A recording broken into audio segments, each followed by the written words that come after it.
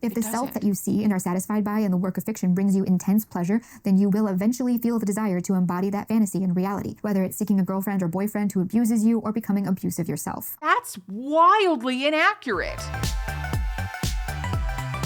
Okay, hi everybody. Thanks for coming back if you've been here before, or hi, welcome if you're new. My name's Mickey. I'm a therapist. We talk about therapist-y things on this channel, and today we are talking about this channel that I don't remember the name of perfectly transparently. Hold on, I should. Who cares? The Second Story, that's what it's called.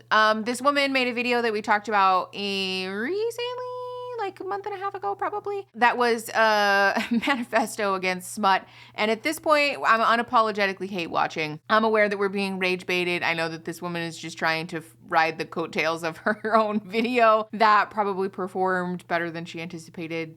So we're just releasing more hot takes. I know that. And it still pissed me off. It made me mad. So we're talking about this video today that is called Fanfiction Has Destroyed Writing and Everything Else, which is a wild take. I've already watched the whole video. I think I might have missed a couple of minutes at the end, which is probably just repetition. So not exactly anything surprising in here, but lots of really bad takes. So let's get into this. Echelon, do you need to clean your butthole in here? Do you think maybe you could clean your butthole like in your own room? Oh, also, we're watching this at 1.25 speed because the video is an hour and 10 minutes long.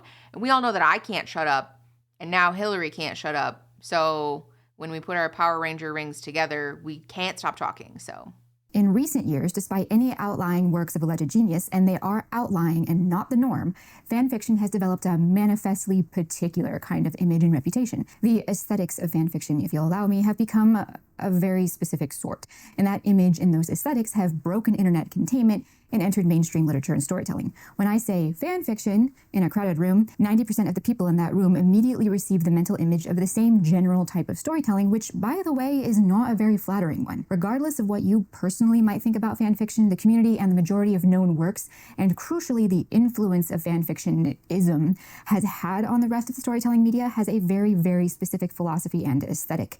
Singling out your own personal favorite works cannot change that fact. This was such a long intro to say, yes, I'm aware that good fan fiction exists. However, I'm talking about this because fan fiction a lot of the time is related to smut. Ugh. Many people came crawling out of the woodwork to send me various strongly worded messages about how wrong I was because, that one particular XYZ fanfic was good, actually, and because not all fanfiction is smutty, actually. Listen, I don't really care. I get it. Some of you like to read or write fanfiction, and some fanfiction is, to you, worth your time. But I'm talking today about the broad idea of what fanfiction generally has come to embody and mean in current year. So if you like fanfiction, that's your business. But before you get all fired up and start filling the comment section with angry remarks about how it's, not all fanfiction, or whatever, try to take a step back and honestly observe the overall reputation that fanfiction has to the general reading public. The thing that we're going to get into in a minute when she finally gets to her point is that she thinks fanfiction has ruined good writing, which is first of all baseless, but second of all, whatever. Just keep going. Some time ago, I said to a friend half as a joke that through no fault of its own, Harry Potter was about 70 to 80% responsible for the degradation of modern literature. And while that observation is still valid, I think it's far more accurate to say that the strange, unprecedented way in which Harry Potter collided with fanfiction is the real problem. In that sense, it would be more accurate to say that fanfiction is 80 to 90% responsible for the degradation of modern literature. And that statement is something I stand by. An essay I read recently, which I subsequently misplaced, observed that Harry Potter was the series that launched 1,000 ships. For those who don't know, a ship is when fans of a story will root for two characters to get into a relationship. Hence, ship. A person could be said to ship two characters, that is, hope they get together. In more modern usage, however, ship means that as far as that fan is concerned, those two characters should be together, or even are together, regardless of what the story says. The level of condescension and vitriol that this woman seems to have for folks on the internet is concerning. For somebody who's making content on the internet, how did you get here? Like, what is it that your hope is, and why are you speaking about such a large section of the internet with such vitriol? It's very confusing to me. It also is giving like, okay, grandma, let's go get you your meds. Like, you don't need to be here, and you don't need to be immersing yourself in corners of the internet that obviously cause you such great distress. Real quick, we're taking a break from our regularly scheduled programming to say thank you to Beducated because they're our sponsor this week. In case you don't know, Beducated is an online platform that is dedicated to all things sex and relationship learning. I'm Beducated's biggest fan because they have over 150 courses that are filled with reliable and fact-based and safe information about sex and relationships. And I think the New Year's resolution that everybody's not talking about is having actually better fucking sex. And I also think that we should really just stop talking about losing weight and counting calories and whatever. Let's talk about fucking instead. Beducated has lots of great resources, practical exercises, video tutorials for all of the questions that you're maybe like a little bit too afraid to ask, but things that you very much do want to know. There's a link in the description that you should very much go click. It will give you a quiz that you can use to start your journey towards a personalized roadmap for sexual happiness. It's a great resource, especially for those of us that are maybe feeling a little bit confused, or especially if you grew up without proper education about sex and relationships like myself. It's a great starting point. So go click that link in the description, get started on your journey to personalized sexual evolution, and thank you very much to Beducated for sponsoring this week's video. Let's go ahead and hop back in. It's one thing, I think, to say this is causing harm or this is harming things or whatever. I guess her point is that fan fiction is directly responsible for the fall of modern literature, which is such a wild thing to say. But ultimately, if you feel that way, then say that, and there is no scientific basis for that. So you don't need to read hundreds of hours of fanfic to prove that. You know what I mean? Also, I'm so sorry. If you can hear a cat meowing, everyone is fine. It's just that Echelon really doesn't agree with not being in the office while we're filming, but she also doesn't agree with not being allowed to headbutt the tripod and the lights and me. So that's what that is. Never before in history had this been as huge of an almost global cultural reality as it was during the heyday. Also, sorry, I got distracted by my cat. The assertion that like, oh, a ship, like in modern usage, is when people refuse to acknowledge that these characters aren't together. This is such a out of touch take. That's not real. Are there corners of the internet where people are really intense about it? Yes, of course.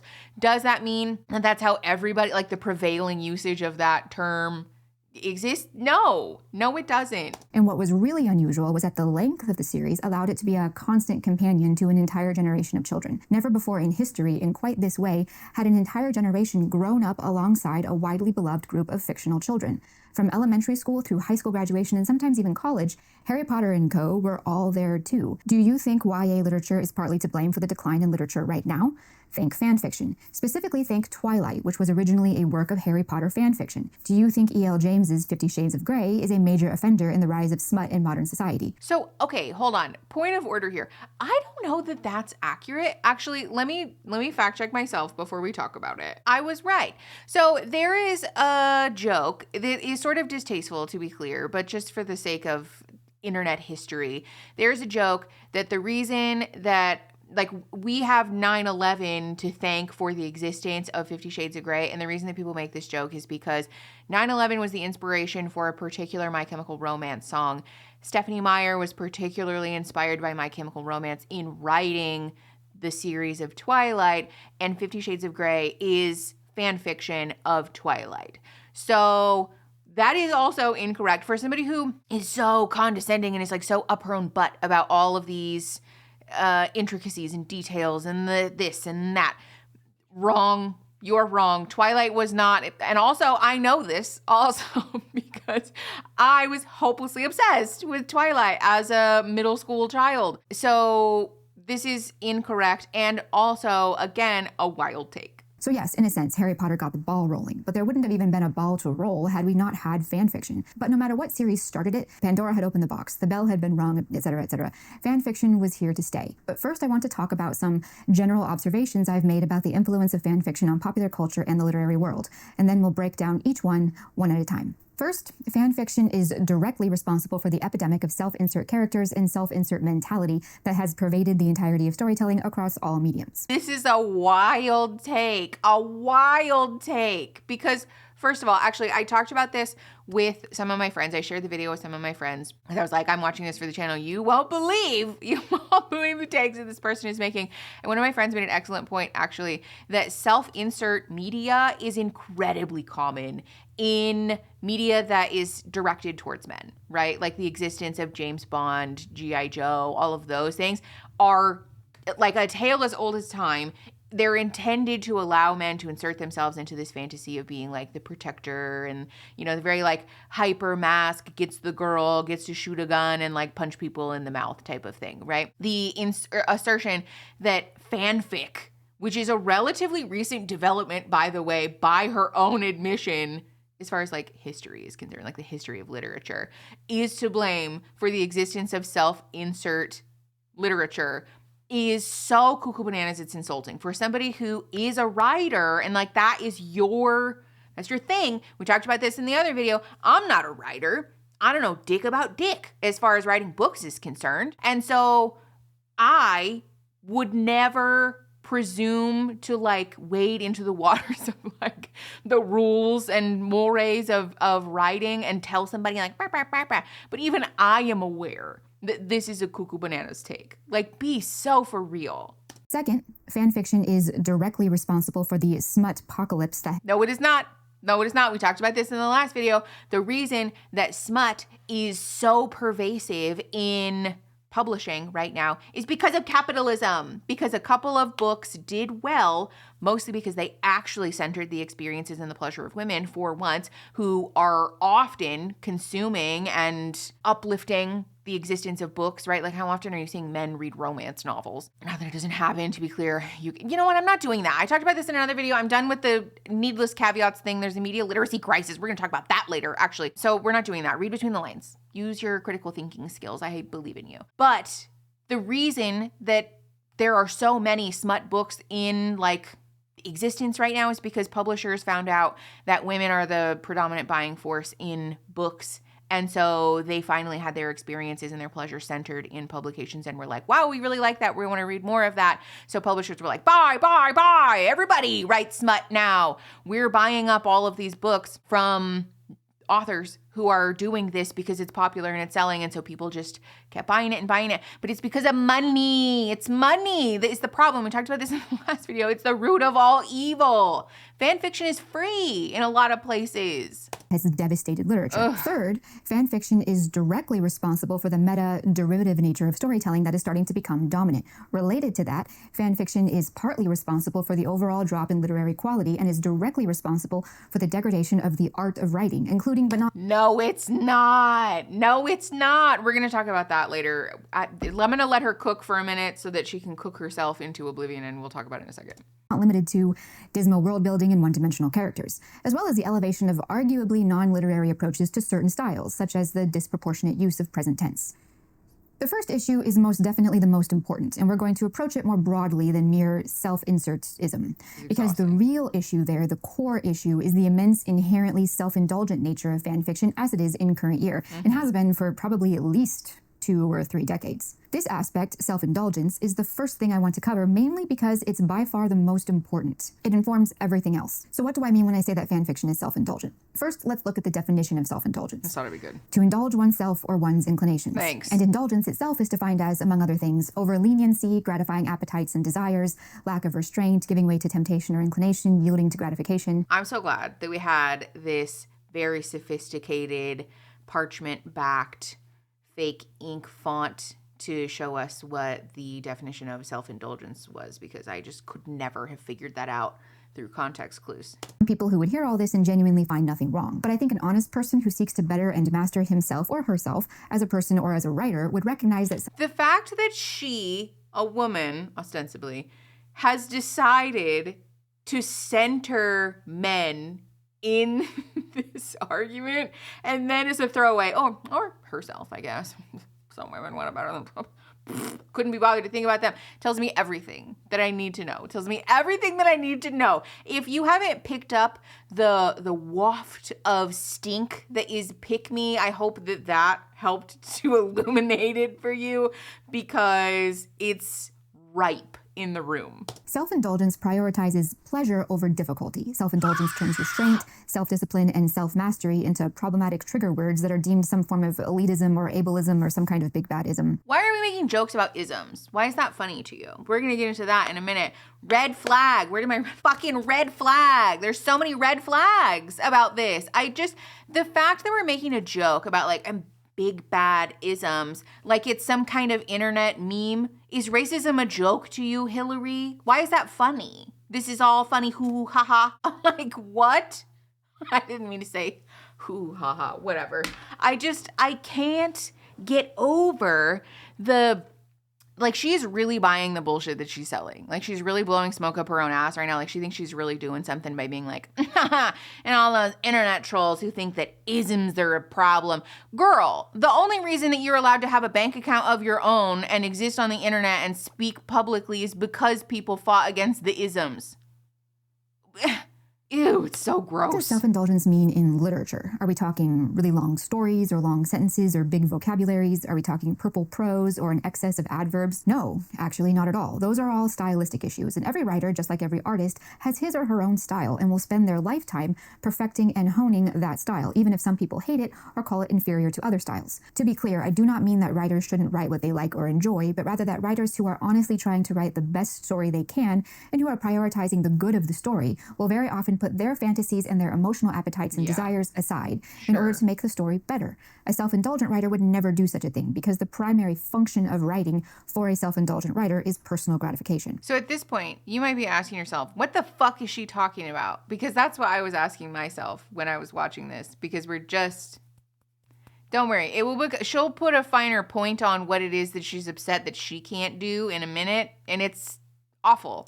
Self-indulgence means that villains can't be too disturbing, or rather the wrong kind of disturbing, as that would be uncomfortable for the writer to write. Or, to borrow the new popular adjective, it would be icky, which is where we get genocidal maniacs who are nevertheless really... Like, I beg of you, if you hate pop culture that much, which also, to be clear, there is a whole box to unpack about the way that popular internet slang, lingo, vernacular, whatever, is very much just a byproduct of the way that white people in particular love to steal things from people of color, right? Like the vast majority of slang that we use and recycle in pop culture is just white people stealing AAVE. So the fact that she has such a disdain for that is also, that's really something. But if you hate it so much, then don't use it. Then don't interact with parts of the internet that largely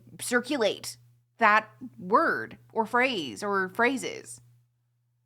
Just go back to looking at Facebook, Hillary. Being a genocidal maniac will in some ways serve the emotional needs of the writer, sure, but those emotional needs would be harmed if the villain was insensitive to gender issues. Say, self-indulgence means the heroes will have long conversations with each other about popular current year political issues, despite the fact that they live in 13th century England or 38th century Saturn or some random medieval fantasy setting. Couple of things. The fact that we are talking about writers becoming more progressive and making their stories just like less fucking hostile to marginalized communities, again, with such a high level of disdain, tells me everything that I need to know. We talked about this in the last video. I'm telling you. Last video, I was like half joking when I said that it was my personal conspiracy theory. It's not a joke now. I'm being so for real. I really think that this woman is making content about writing and packaging up her weird trad wife, MAGA hat wearing fucking beliefs, her pick-me-ass bullshit inside of these videos as a dog whistle for all of her other fuck-ass followers who think that it's funny to make fun of social progressivism. Like, again, first of all, the only reason that you're allowed to, like, for example, publish your fuck-ass book is because of the progress that we have societally made around the concept of women being more than a hole to fuck and a mommy to men.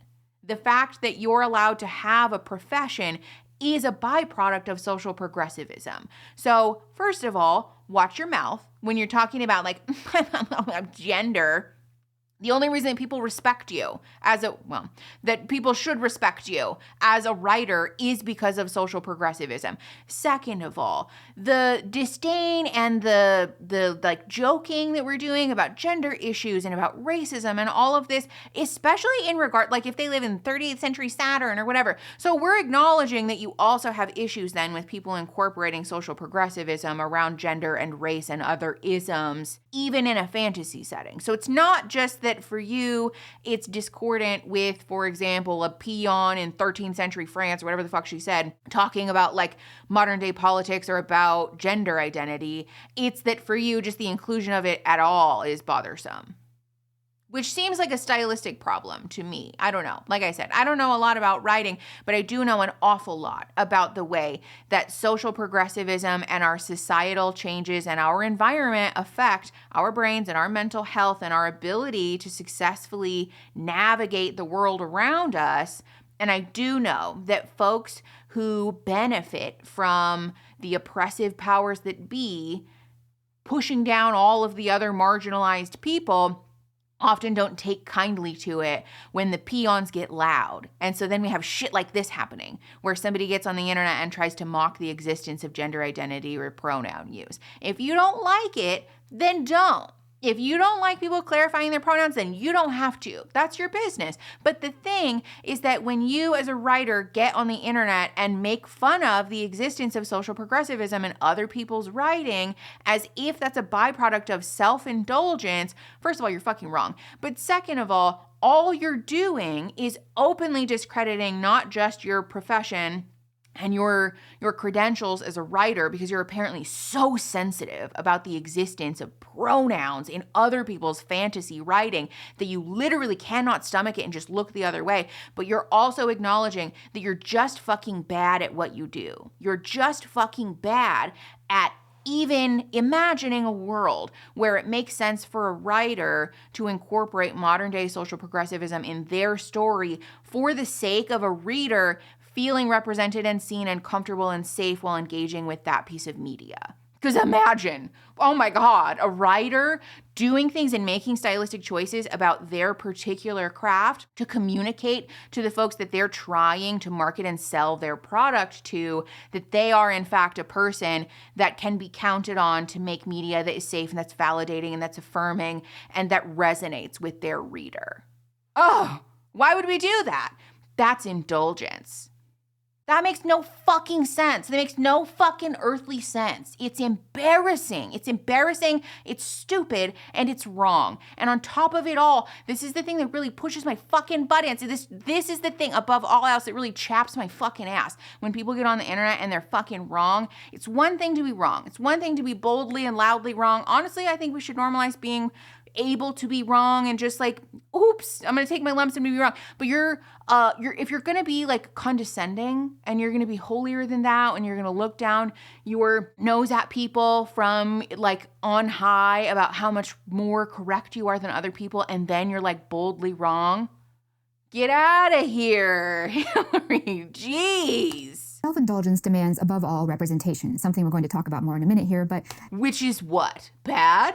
The horror. But that's why you get an abundance of people of, say, African descent in stories set in Scotland in the 11th century, for example. Or which is bad. Stories in which people who were not of period-accurate English ethnicity in most or all of ruling classes of Georgian Britain, with no reasonable explanation. Huh? I'm going to set my tea down so that I don't spill it all over the place while I wildly throw my hands around. As a white person, if you are so bothered by the existence of stories like Bridgerton, that's what she just showed as this screenshot is a still of the folks in Bridgerton who are like notably nobility, royalty, whatever. She's like the queen. Queen Charlotte is the queen and she's also a black woman. If you're so bothered by the existence of that you literally cannot stomach talking about writing without incorporating that and then actually putting in a whole fake pause where you stare off into the corner and pretend to like, I'm so bothered I can't even continue. You need to do some very deep introspection. Like my sister in Christ, I beg, contact a therapist. speak to someone clinically about the issues that you're having with your own insecurity around your sense of relevance.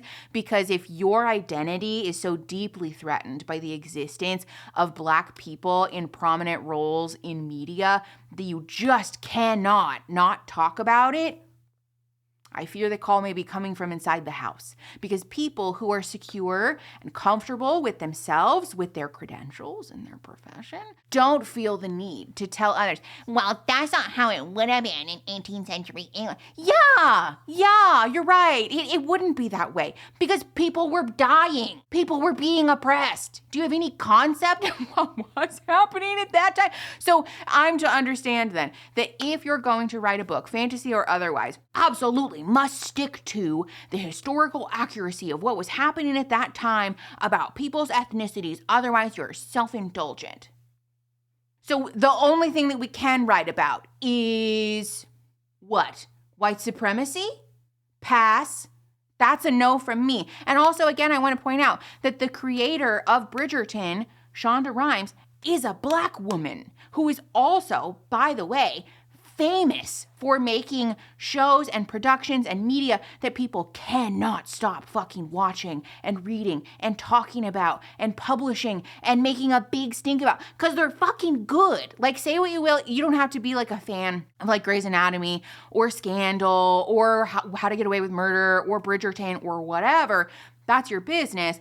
But I am saying that it is like very clearly demonstrated that those pieces of media capture people's attention. They're very successful financially and otherwise for a reason. And a lot of that has to do with the fact that folks enjoy seeing media that represents them. Folks enjoy consuming media that feels like it's related to the social progressivism that we're experiencing in real time.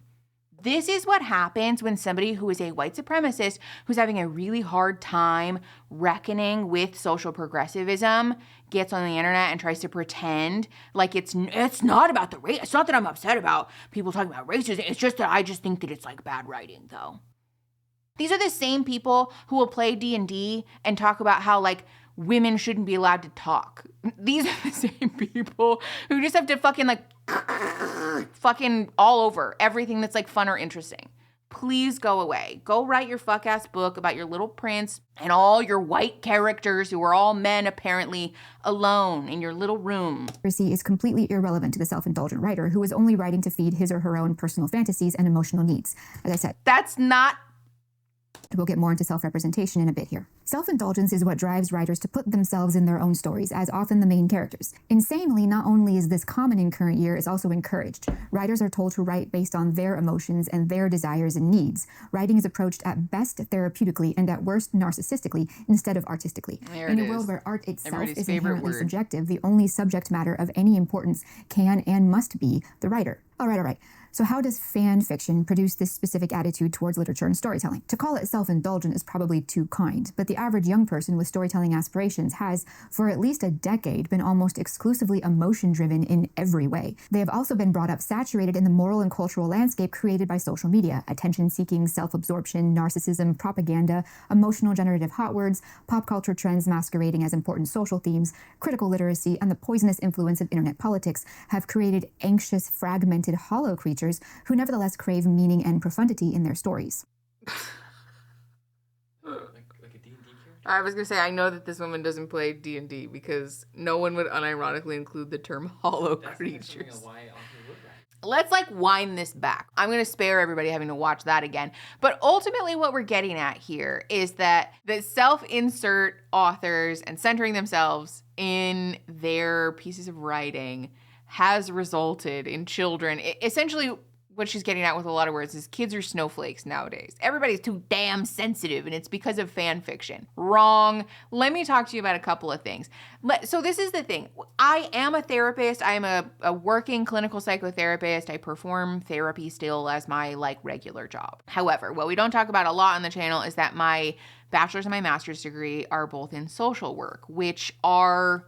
I mean, obviously I have the fucking training to be a therapist, but there is also a lot of ancillary coverage of things like our environment and social trends. We call it macro practice in social work. Basically, like, how does the big picture affect the medium picture and the little picture, right? Because we are not beings in a vacuum. We're all very much affected by our immediate environment, right? Like our family of origin and where we live and local politics and things like that. But we're also affected by slightly larger things like state politics and regional practices and culture that exists in our sort of general area.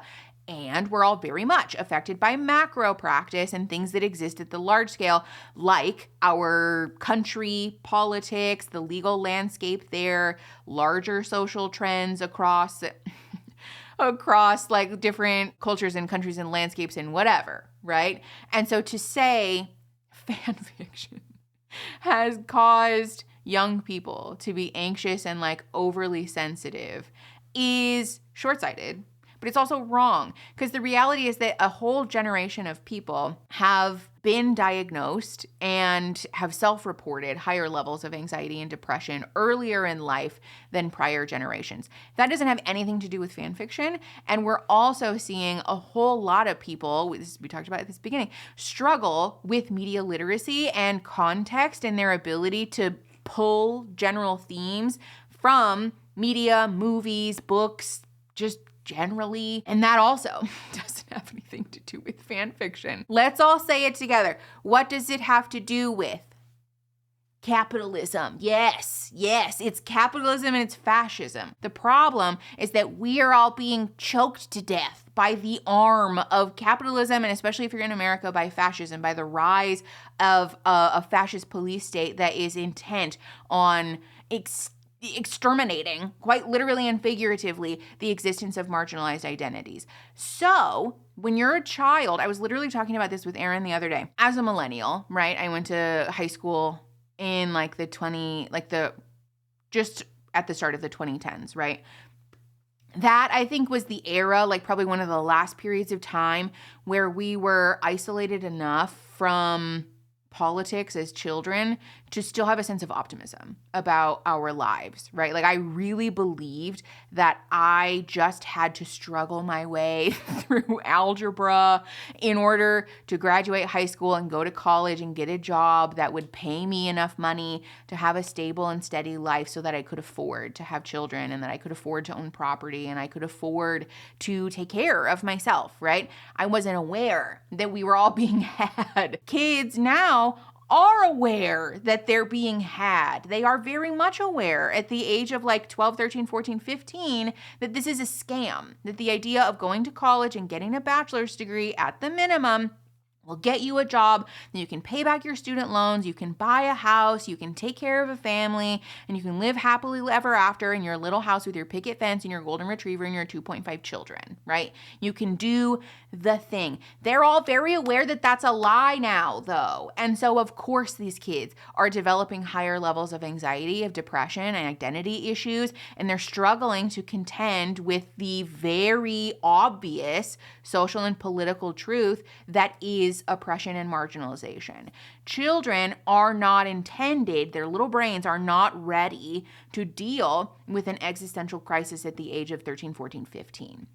That's not how our biology works. From a human development perspective, that's a very, very heavy burden to place on a human, and they're not ready. They don't have the skills, they don't have the support, they don't have the techniques, they don't have the biology to deal with that yet. Our brains are not fully developed, and they very much do not have the ability to contend with such a heady topic without like the literal like inside the house support to do that, but especially without the social support to do that, right? Which is another thing that we're witnessing is our third places and our communities continuing to shrink, because if you don't have money to spend, you don't have a place to be in public. Public libraries and parks are really some of the last resources that we have. Support your local libraries, by the way, get a library card. They're probably one of the last resources that we have as far as being able to just exist in public without being criminalized, which even then, if you're somebody who doesn't look like you live in a home full time and you have the ability to maintain your own personal hygiene reliably, you're going to be criminalized for being in those spaces anyways. But that means that our ability to gather and to be social with one another and to develop community outside of our family of origins is continuing to shrink. It's continuing to get less and less likely that we're able to do that. So folks are turning to the internet, which I have a whole hot take about how the internet does constitute a valid sense of chosen family and third space, etc. And the rise of short form content has interrupted that, though, right? The way that especially folks who are still developing, their brains are being inundated with short form content that delights and dazzles their dopamine receptors to go swipe, swipe, swipe. Just keep swiping. Just keep swiping, swiping, swiping, because the content never ends. The content never ends. At one point, it was normal for social media to go, that's all. There's nothing else. There's no new content for you to see. Did you want to see older stuff? It doesn't do that anymore. And so kids who are lacking in community, they're lacking in support from their own families of origin sometimes, by the way, because they're also being worked to death. Parents are doing their best to support their families and to keep the lights on by working 2 and 3 jobs and by relying on sources of income that keep them out of the house. So they're trying to find community on the internet, except that then that has also been warded off by the existence of capitalist and bullshit ass, bastard ass fucking corporations that are trying to suck every single second of our fucking attention out of our bodies that is physically, literally possible by sucking us into an algorithm that doesn't allow us to escape. So of course they're fucking anxious, Hillary. Of course they're fucking anxious, they're depressed, they're struggling, and that also has contributed to a media literacy crisis because these kids, if you're familiar, maybe you remember 2019 to 2020, the shit fucking hit the fan. The shit hit the fan. It's still hitting the fan, actually. We just don't talk about it anymore because the CDC was like, look away, go back to work. It's still happening. But there is a whole generation of children who just fucking didn't go to school. Just didn't go to school. And the problem is that after that happened, the normalization of school online and school through using computers meant that there are a lot of folks who are able to sort of like phone it in or just get like literally left behind. So many of the children are getting left behind, literally and figuratively, in not having reliable access to education that promotes their reading comprehension and their ability to like think critically about the media that they're interfacing with. So they struggle to absorb the nuance in something. And so now we've seen this whole like trend across social media broadly where, especially as an influencer, if you're not creating this 45-minute long fucking this speech about all the possible extenuating circumstances and every single little teeny tiny shred of nuance that could ever go into a particular statement, you get flamed because there are people who are like, well, what about? Well, what about? This is the beans thing, right? It's the bean soup thing. Well, I don't like beans. Can I make this bean soup? No, babe, you can't. This soup's probably not for you. The context here, reading between the lines, would inform you that if you don't like beans, you just shouldn't make this. But there are genuinely a whole group of people, of children, who were not educated and provided the resources to develop that part of their critical thinking. And so they're lacking, they're struggling, and they're being left behind in that development. And instead of providing people with those resources, and instead of making large changes to our education system and overhauling the way that we educate and provide for an entire generation of children, our administration said, fuck them. Who gives a shit? They can go to work though. They can sure fucking show up to all of the jobs that we need to keep our fucking society running, right? Who cares? Who fucking cares? Which is a byproduct of capitalism and fascism. It has abso-fucking-lutely nothing to do with fan fiction, Hillary. This is the thing that is especially frustrating to me about like this whole like niche of people on the internet who are pearl clutching about the existence of smut and whatever. Are we surprised? Are we surprised at all that people are reaching for mediums like fan fiction, like smut, like things that have been largely demonized in the past, not just because of the social progressivism that allows folks to feel less ashamed of that, which is a good thing, right? I've openly championed that on this platform and this channel, but also that, for example, fan fiction is fucking free. Do you know how much easier it is to read as a person who maybe you don't have reliable access to get to the library, or reliable access to transportation to get to the library? Maybe you don't have reliable access to the funds to buy books, right? You know where you can get shit online for free to read?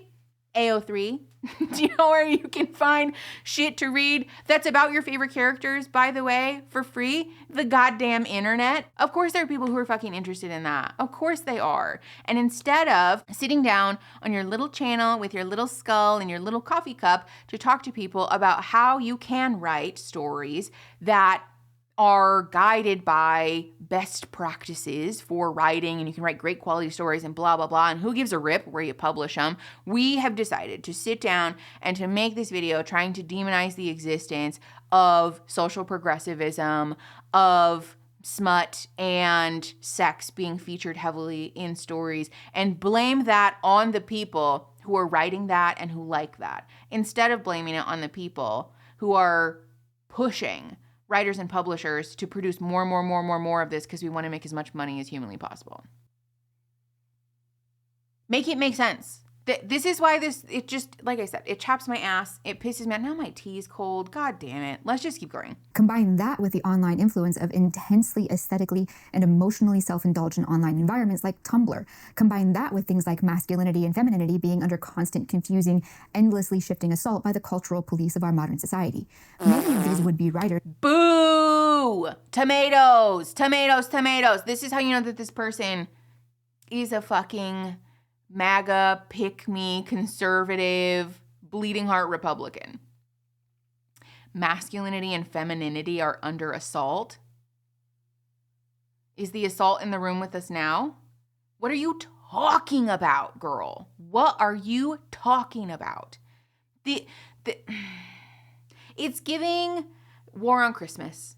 You know what I mean? Because somebody said happy holidays because, like, fuck them, I guess, for wanting to be inclusive. And now all of a sudden they're trying to erase Christmas. They're erasing Christmas. No, they're not. No, they're not. Just because Starbucks had a red cup instead of a Christmas cup doesn't mean anyone's erasing anything. You're okay. It's all okay. This is the thing also about, like, people who want to include social progressivism in their writing being these little snowflakes, as if they're the ones who are, like, overly sensitive. Ma'am, you're out here actively talking about how there's a war on femininity and masculinity because some people are just choosing to acknowledge what we have always known to be true, by the way, for somebody who wants to reference, like, the existence of medieval writing. Are we familiar with Greece? Because there was some really fruity fruit happening. Like, that's probably the most obvious and easy example of the existence of queer people in sexual orientation and gender identity alike. And yet we're pretending like people wanting to feel represented in the truth of themselves in writing is a recent development because of Harry fucking Potter. Fuck J.K. Rowling, by the way. Then turn to their favorite stories for escape. Stories they grew up with and... Why are they escaping, Hillary? What are they escaping from? We're just so close. Are to them a kind of cultural and narrative safe space. Stories in our times now like Twilight, Percy Jackson, Star Wars, My Hero Academia, Naruto, Sailor Moon, or, Harry Potter. Some more classically minded writers will fall in love with the Iliad or the Odyssey or Shakespeare, but none of these stories are exactly what these emotionally formed types of readers need in order to feel emotionally fulfilled in our constantly changing society in which emotions are the only valid currency. So they take to fan fiction to change these stories or characters or update them or shift things around so the story satisfies some specific fantasy or emotional desire. This is the other thing about this that just sent me into orbit. We're pretending like the existence of fan fiction is a byproduct of people being so emotionally distressed by their favorite characters not representing what they specifically feel about themselves that they just had to get on AO3 or Tumblr and write some long thing changing the identity of those characters. When in fact, a lot of times actually what it is folks who are talented writers, folks who enjoy writing and want to continue fleshing out that art form, want to continue practicing that vehicle of expression by using something that's familiar to them, by something that's inspiring to them, something that they're easily familiar with. And that's a great avenue to continue practicing something that is a really fulfilling and creative hobby for a lot of people. And yet we're continuing to act like, oh, this is purely self-indulgence and just a byproduct of people. This is the dissolution of morality as we know it No, it's not. It's not. It's not that deep. Sometimes it is, in fact, just a hobby. And sure, are a lot of people incorporating representation for themselves in their writing of fan fiction about their favorite characters? Yeah, sure.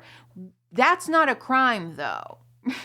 That's not at all a reason that we should blame fan fiction for... I got distracted by the cat. I don't know. I don't remember what I was saying. But the point being, fan fiction is not to blame, and literature, as we know it, is not dissolving as a vehicle or a pursuit because of fan fiction. Be relatively harmless, like a fan fiction in which Hamlet gets his revenge and then lives happily ever after with Ophelia. Or it can be incredibly disturbing, like fan fiction in which Princess Leia develops a romantic and sexual attraction to Jabba the Hutt during her captivity. And that's probably the tamest fan fiction I saw in AO3. Sorry, that's the... Let me be very clear. Just for legal reasons. I'm not into like the monster fucker thing, but the fact that we're using that as the example and not any of the like absolutely rancid, scary shit that exists in some real dark corners of like, there's some real actual fucked up shit going on in certain like corners of the fan fiction internet, right? Like relationships that are not actually relationships because they're predicated. You get it. Words that I can't say on YouTube. But this is the example that we're using of like the disturbing thing. In a normal world, such a diversion would be, in some cases, harmless and short-lived, which is to say, this kind of thing, minus the disturbing perversions, is normal in young teens, and then they grow out of it. In our society, people don't really grow out of anything. Ours is a society in which people have developed a prolonged, almost eternal childhood. This is aided by the immense prevalence of emotions. But regardless of the reason, if emotions rule... Immense prevalence of emotions? So you mean people having feelings then? I'm going to let her finish her sentence because I have a lot of thoughts about this. Then emotions will always be served. And if luxuriating in fan fiction in which your favorite characters don't die and get together in the end makes you happy, you'll never stop. Because why would you? The story makes you happy, and being happy is the only thing that matters, right? And it's not like you're hurting anyone.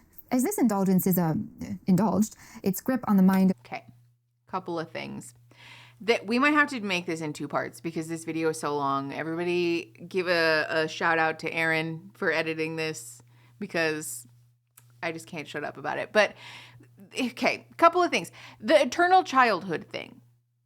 What we do know is that folks are individuating, as in like leaving their homes from their families of origin later and later in life, right? We've also observed social trends where folks are getting married later in life. They're having children later in life, if at all, right? Birth rates are like way down. High five to everybody who's not having kids.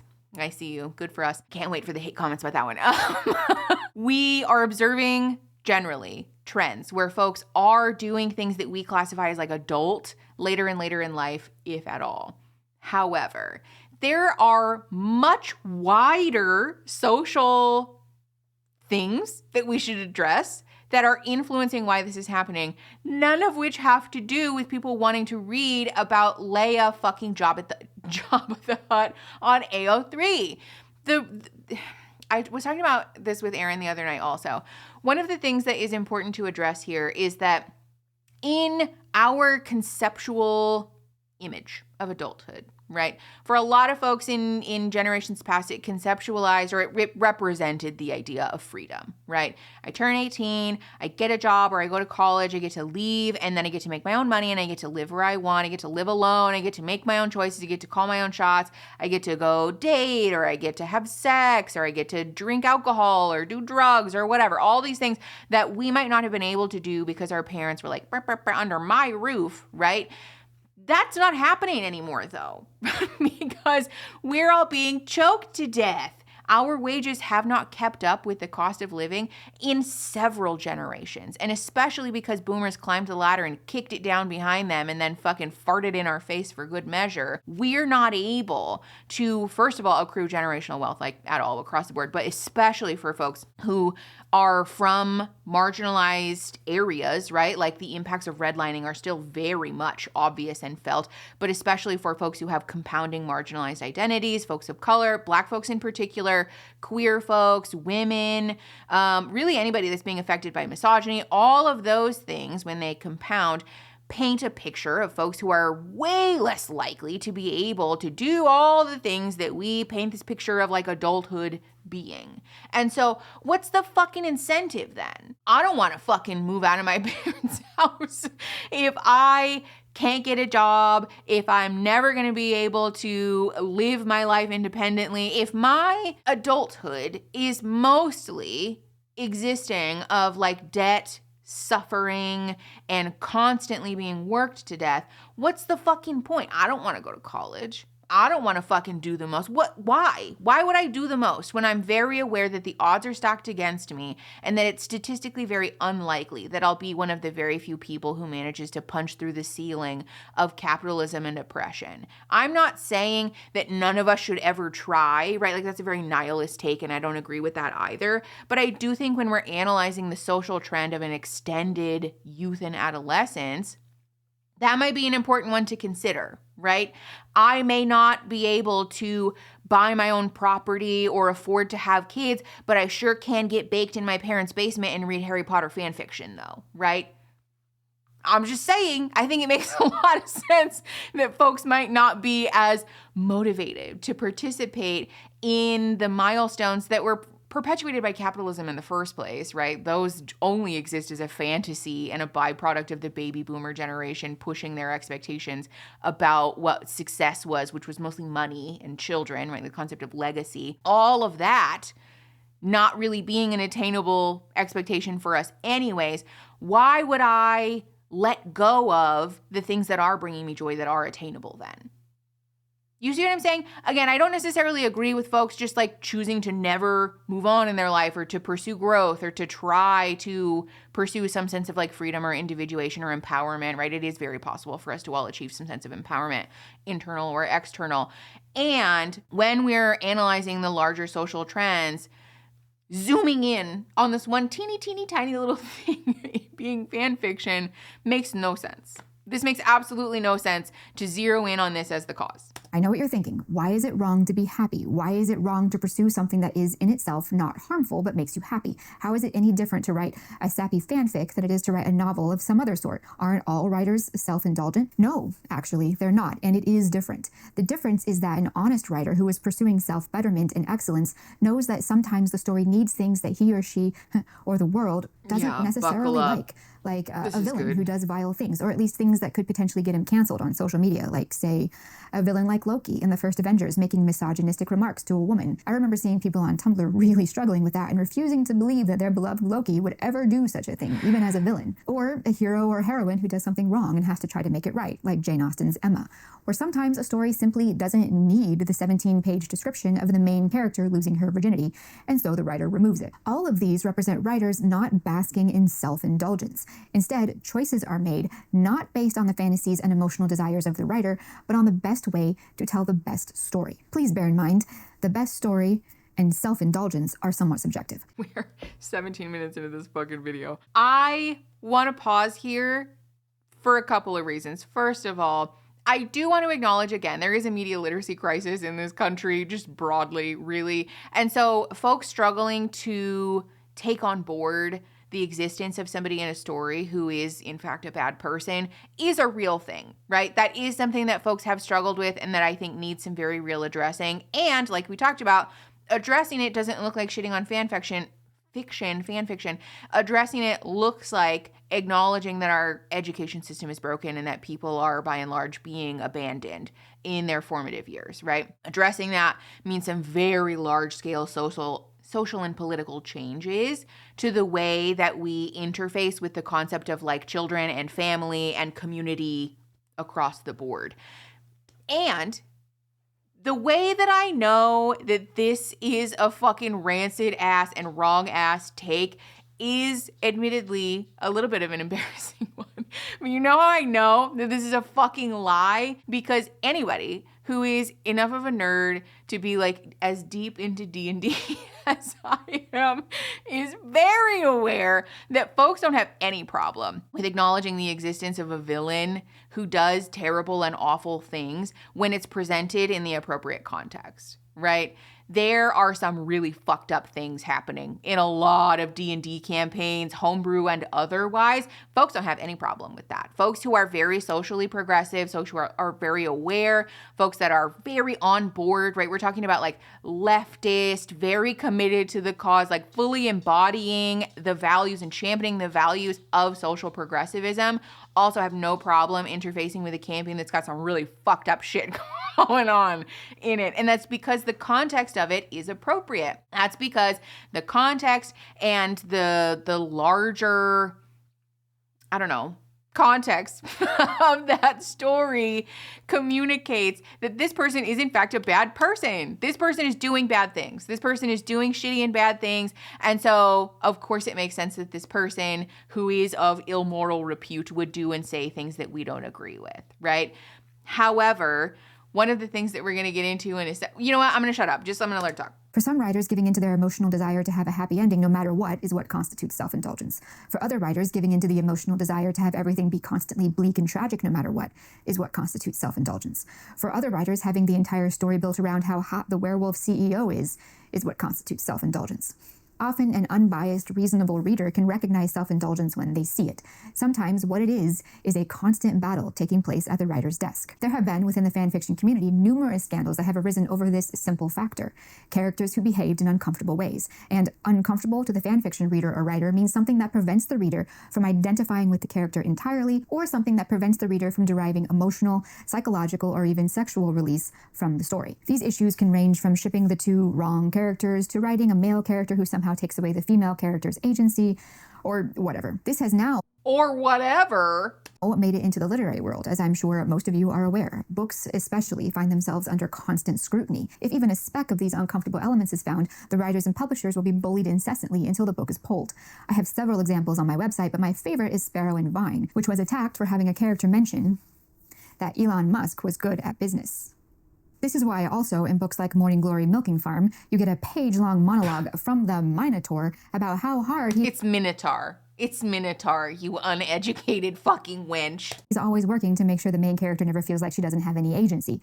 This is fan fiction verbiage. This is fan fiction bleeding into mainstream fiction, and I think we can all agree, ruining it. Okay, so this is the thing. The existence of folks clarifying somebody having their agency doesn't ruin it. Is it a little on the nose? Sure. But bad writing has existed before fan fiction, and I would argue that the bleeding of fan fiction into larger publishing, right? Like formal publishing has a lot more to do with capitalism than it does the existence of fan fiction.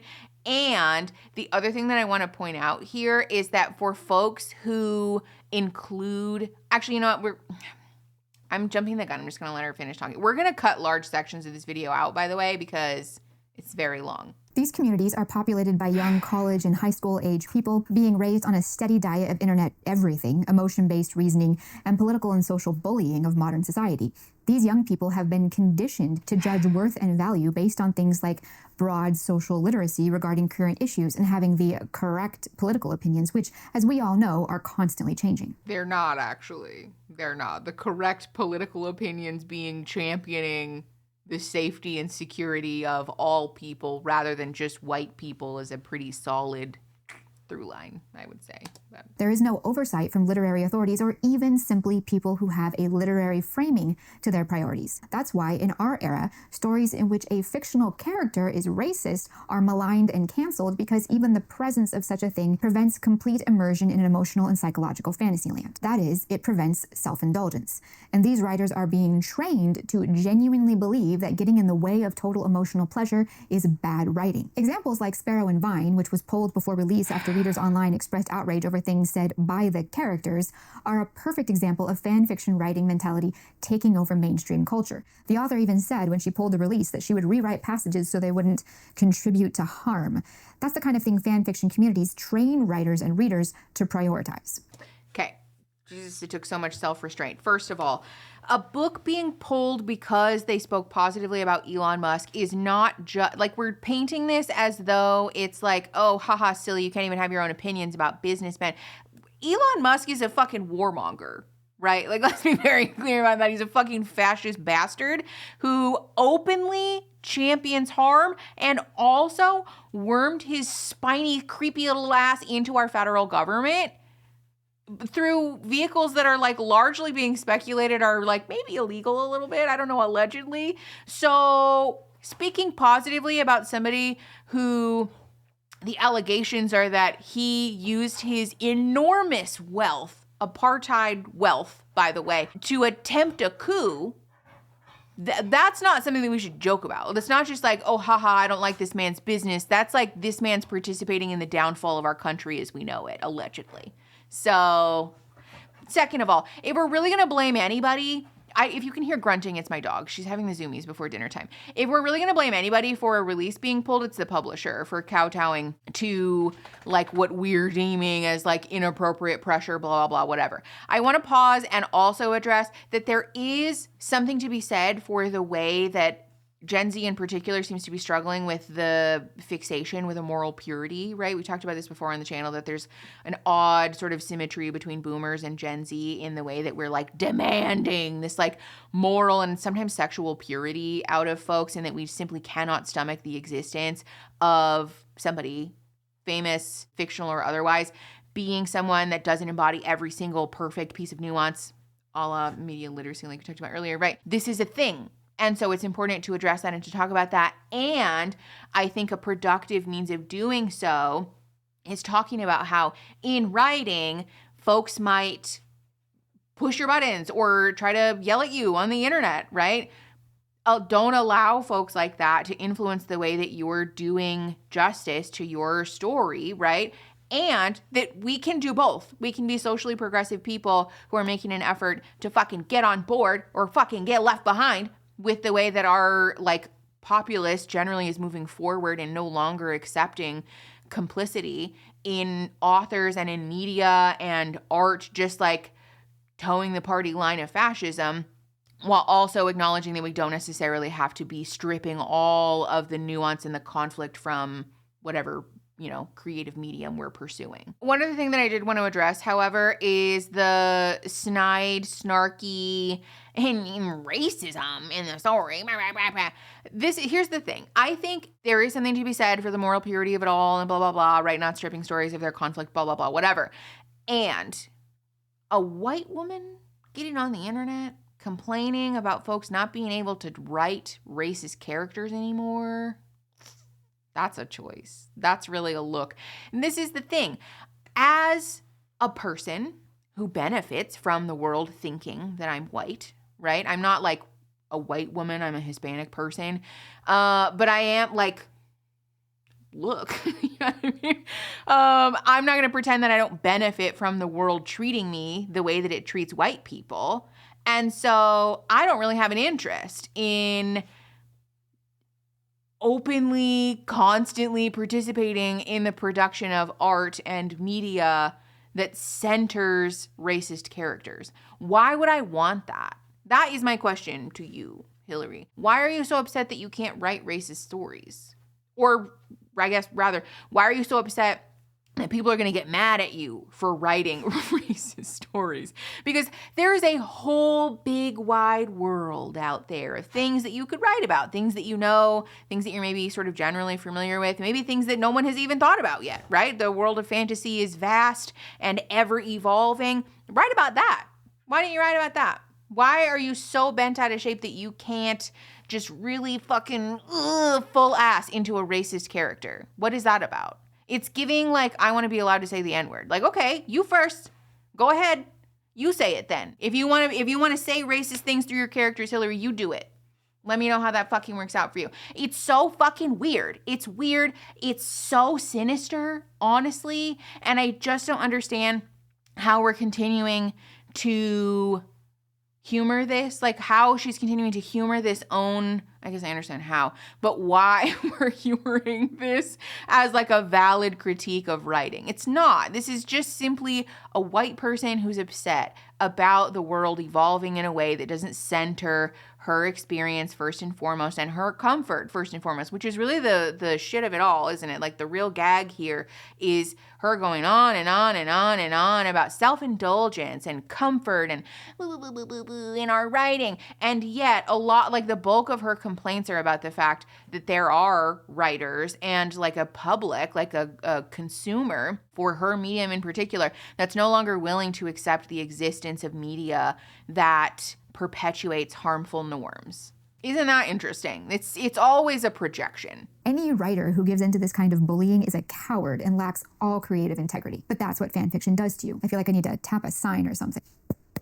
Of course, some select kinds of discomfort can be present, but only if they are tagged with content warnings. This can be anything from vomiting to the presence of food to eye horror to other things I can't mention in a YouTube video. As long as they're in the content warnings, you can usually get away with including uncomfortable elements, but you have to adhere to the content warning system. If you don't, you run the risk of potentially disrupting a reader's sense of comfortable emotional immersion in their fantasy land. And there are few sins higher in the fanfiction community. Why do you think people started demanding trigger warnings on everything? We've talked about trigger warnings and content warnings. I put a whole video up about it. I'll put it up here.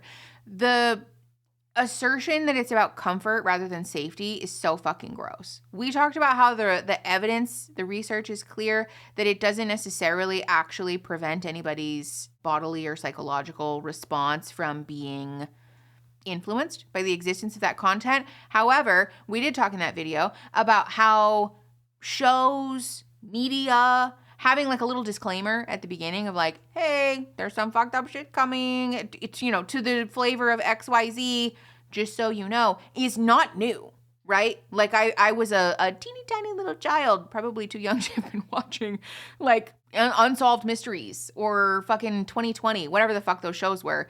And seeing the little disclaimer at the beginning about like, this program contains blah, blah, blah, probably don't watch it in front of your kids. That's not new. That's not a new phenomenon. And so asking folks in other mediums to include a general like opt-in or opt-out related to certain, especially very like commonly related to trauma themes and subjects, not a new thing. Do I think that sometimes the internet likes to use trigger warnings and content warnings as a stick with which to beat each other? Yes. Is that a problem? Yes. Is that something that's going to be addressed by demonizing fan fiction? No. Emotional and psychological fantasy lands are subjective. So one writer's sexual assault fantasy will be just that fantasy land. And for another writer, it will be a story in which Lady Macbeth and Ophelia run away to open a coffee shop in Finland and talk about how powerful and independent they are while they're in bed or whatever. What I'm saying is that honestly, everyone goes looking for different emotional needs to satisfy, and like other kinds of tastes, these tend to be highly specific. That's why the tag system on sites like AO3 is so robust. Yes. And that's where that began for literature. Tags and hyperspecificity like that only occurs when the readers are seeking hyperspecific content to satisfy hyperspecific emotional or sexual needs and have become accustomed to having those needs neatly labeled and accessible, because that's the whole point of fan fiction. Because here's the Can we talk about how stupid this is though? Because I also want to point out the fact that the content tagging system on AO3 is something that a lot of folks really enjoy and are familiar with because, and just like generally, right?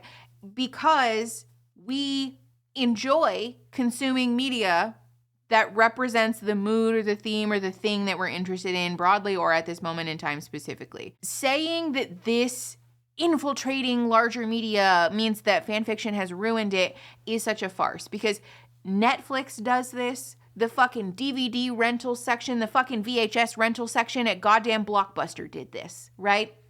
Comedy, drama, horror. It's not a fucking vending machine. It's not a fucking oops surprise grab bag machine. You don't go to fucking Blockbuster Video and open a fucking paper bag and be like, woo, there's your fucking movie for tonight, bitch. Enjoy it. You get to choose. That's the point. People enjoy having some fucking agency over the creative thing that they're consuming. I don't want to go and read a book only to find out that like it's oops all horror. I don't like that. Besides the fact that I don't like it, that it's a real trauma issue for me. Also, just isn't fucking fun. I want to read about goofy shit. I want to read about goofy, silly, ha-ha times. I want to read about like medieval silly shit. I don't know. I don't really read like fiction books anyways, but the point that I'm making is that this, like the existence of categorizing media into sections is not a byproduct of fan fiction. The only thing that fan fiction has pushed, like the general medium to do is to become more specific,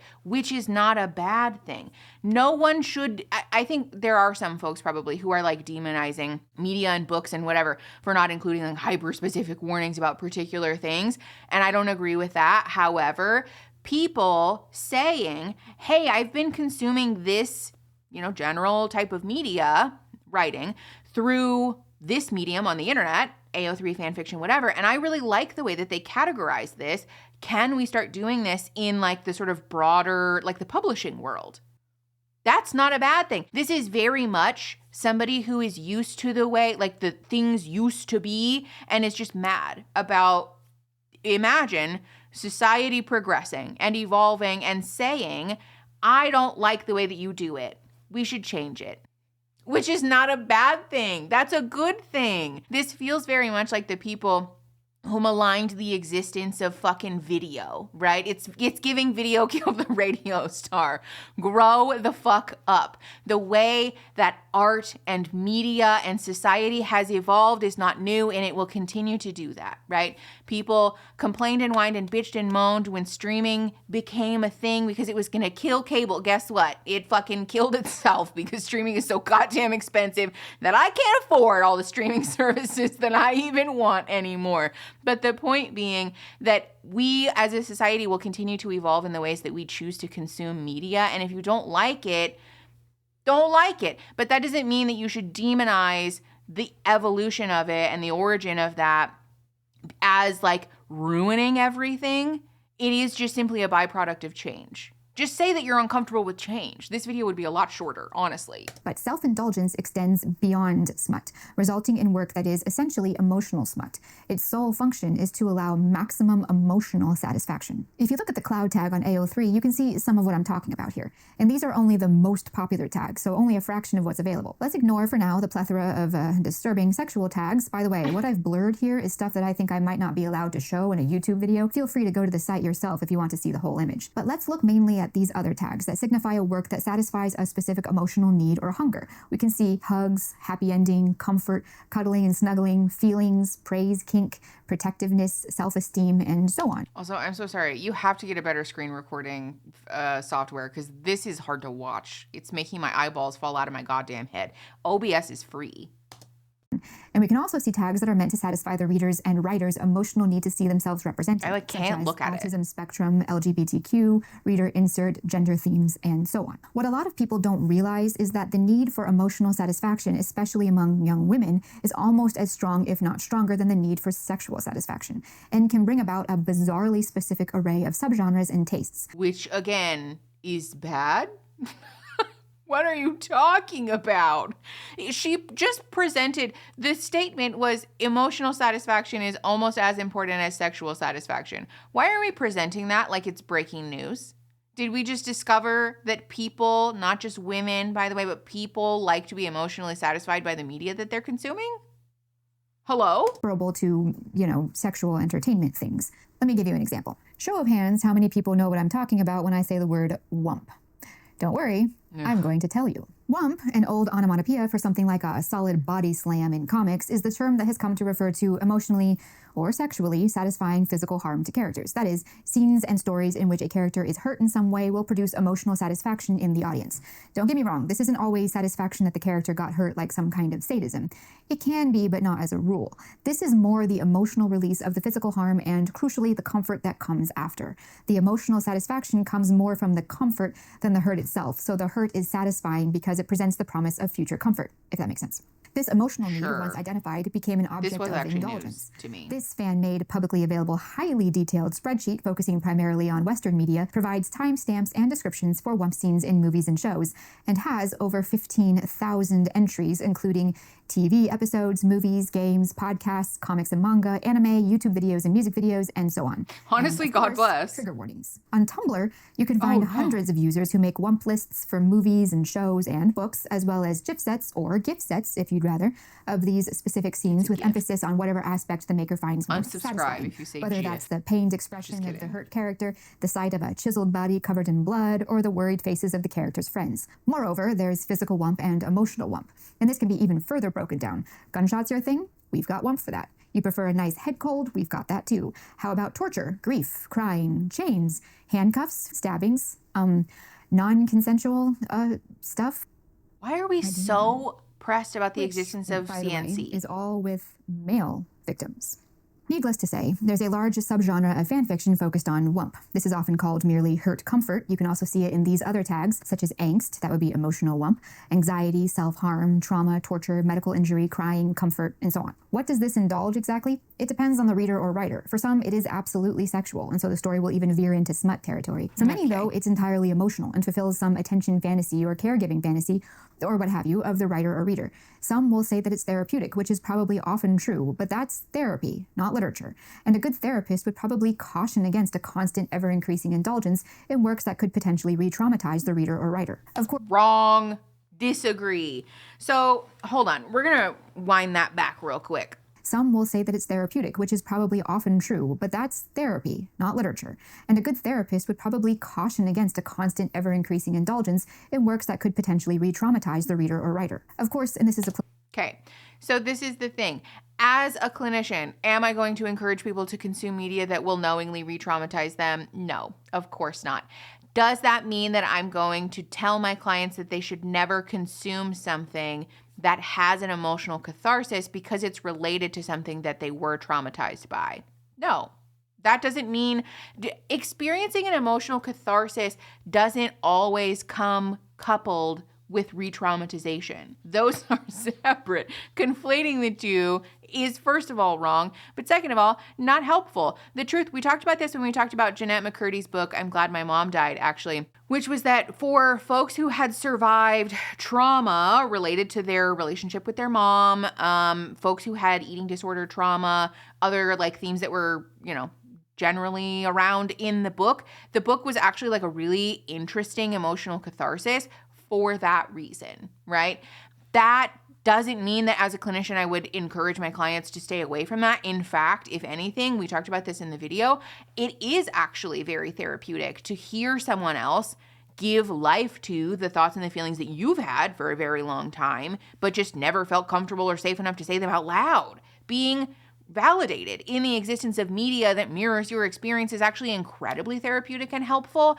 And just because writing is intended to be like a craft that we're continuing to hone our skills at doesn't mean that it also can't be therapeutic. I would argue that a lot of people actually view the purpose, the benefit of media being that it can provide an emotional catharsis, right? This is the same reason that people have playlists that help them cry, or that people watch like Pride and Prejudice over and over again when they're depressed.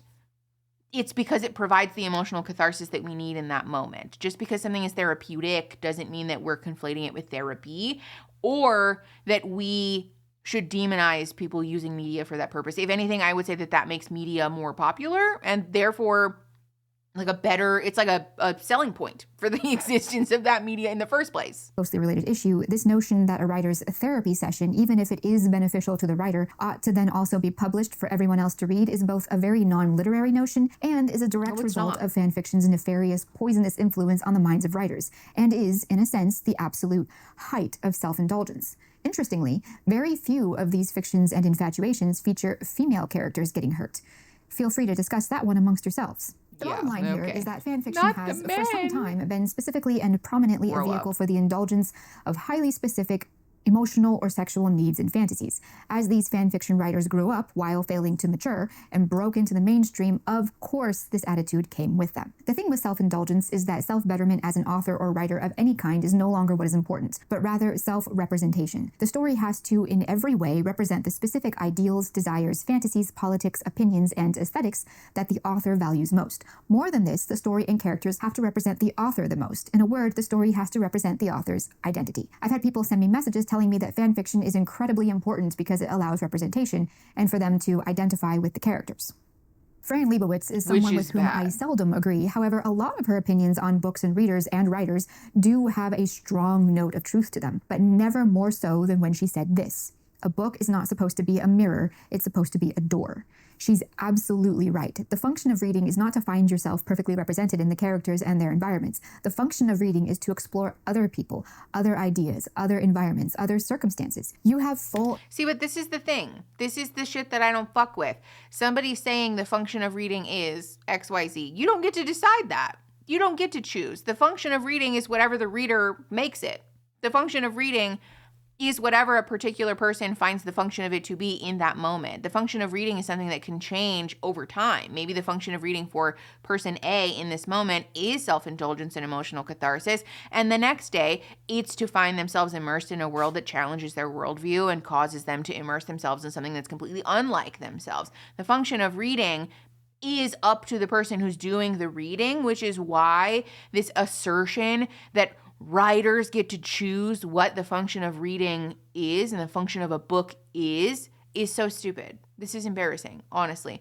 I understand that to some degree, folks who are writers are going to want to follow like a general best practice. And again, that's none of my business because I'm not a writer, right?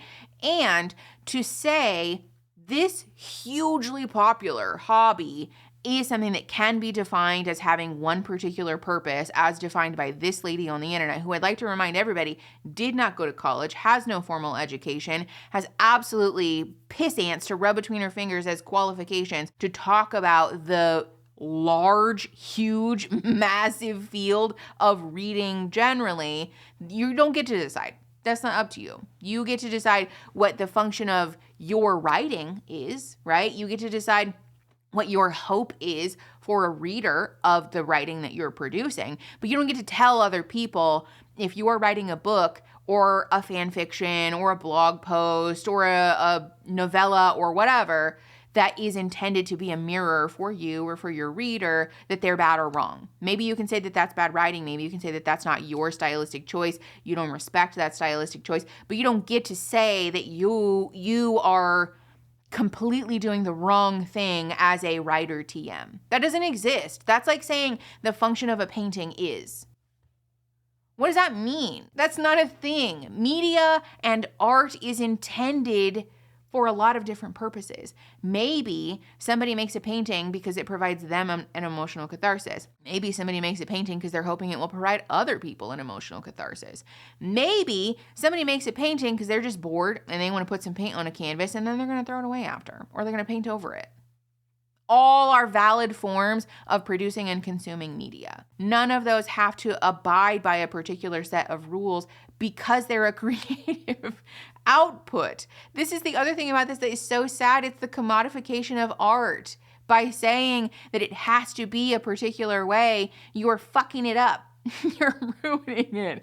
Also, I'd like to point out, this was something my friend talked about. The purpose of media generally, like the whole reason that we have Greek tragedies and comedies is for self-indulgence. That was literally the point of them. To say that this is like a new or a bad thing is, first of all, wrong, but second of all, not the point. We are limiting what is actually a hugely important part of the human experience in art to this teeny tiny little square that Hillary gets to decide with no qualifications. It's ridiculous. And constant access to your own mind. A book or any story is supposed to broaden your mind. How can it do that if it's just you replicated over again? If you want to see yourself, look in a mirror. That is not the function of a story. Self-indulgent, self-representing fan fiction isn't literature. It isn't even in itself valuable storytelling. All it is the mirror of the author, and therefore only has a value to the author. And that value itself is fleeting and limited because all the author has done with it is presented in some limited form the contents not of his or her own mind, but of his or her limited specific emotional or sexual fantasy land.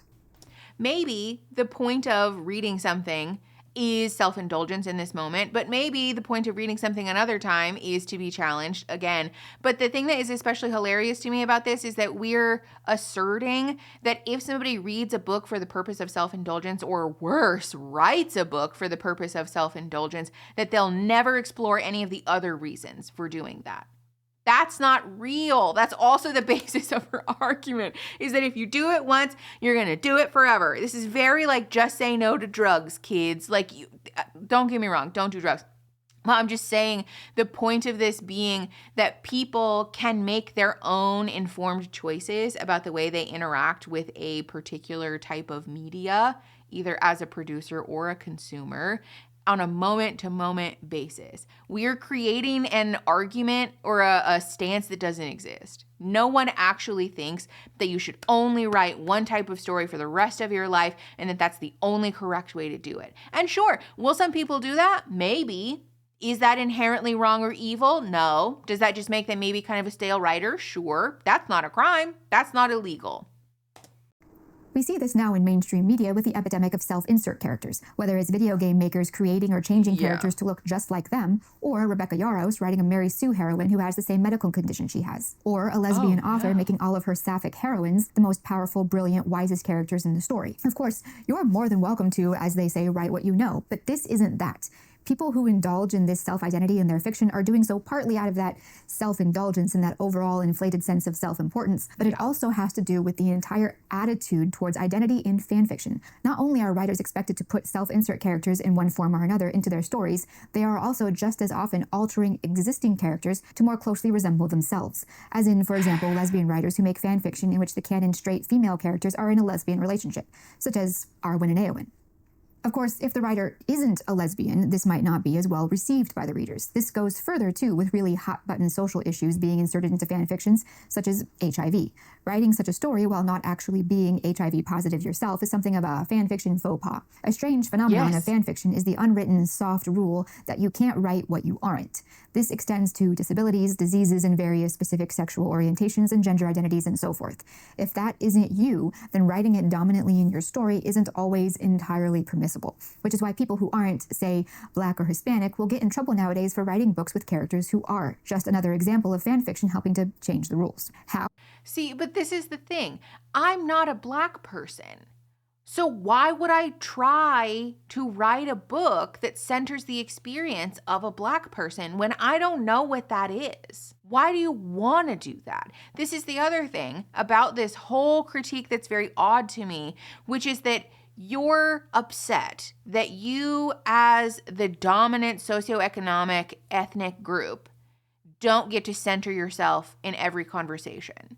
Ultimately, instead of saying, you shouldn't do this, you can't do that, maybe we should be acknowledging that our social progressivism, our social progress is informing a change in the way that we as authors approach the medium, so that rather than trying to write the experience of something that we know absolutely nothing about, we're going to write things that make sense to us, that we can accurately represent without doing an injustice to what is ultimately a marginalized identity, so that we can make space in the publishing world for authors who are writing about the authentic experience of a Black person or a Black character or an HIV positive character or a queer character, etc., etc., etc. Why are we not thrilled and excited that there's been a change in our social conception of media that is allowing us to stop taking up space that doesn't belong to us and rather freely giving that space to authors and producers of art to speak honestly and authentically about their experience, the good and the bad and the difficult, especially if you're wanting people to read stories that are challenging to their viewpoints and that cause them to grow and to think deeply about immersing themselves in someone else's identity. You can't do that if the story's being written by someone who doesn't genuinely understand the experience of the character that they're writing about. I can't really challenge my worldview as a white person if I'm reading a book about a Black character that was written by a white person, because it's going to be tainted by the assumptions and the experiences and the isms of the white person who produced that work. I can, however, very much challenge my experience as a white person if I'm reading a book that is about a Black character and was written by a Black author or a queer author or an HIV positive author or whatever, as someone who doesn't have that identity factor, it's going to be a whole lot more effective for me to challenge my worldview and really force myself to grow and immerse myself in some truths that might be uncomfortable for me if that character and that story and that world is founded in a truth that you can only know by being that person. I'm not saying that we should set up rules and saying, like, if you're a white person, you can never have a black character in your story. If you're a queer person, you can never have a straight person in your story. Like, that's ridiculous, right? But to say that it's a travesty that people of a dominant group can't masquerade as the marginalized group, it makes no sense. Absolutely no sense whatsoever. Because fanfiction, given its insane popularity and its ever-growing readership, forms readers. These readers then go forth in droves on Twitter and Goodreads and make demands and demonstrate outrage and whatever else. Publishers, producers, and writers listen and then bend the knee.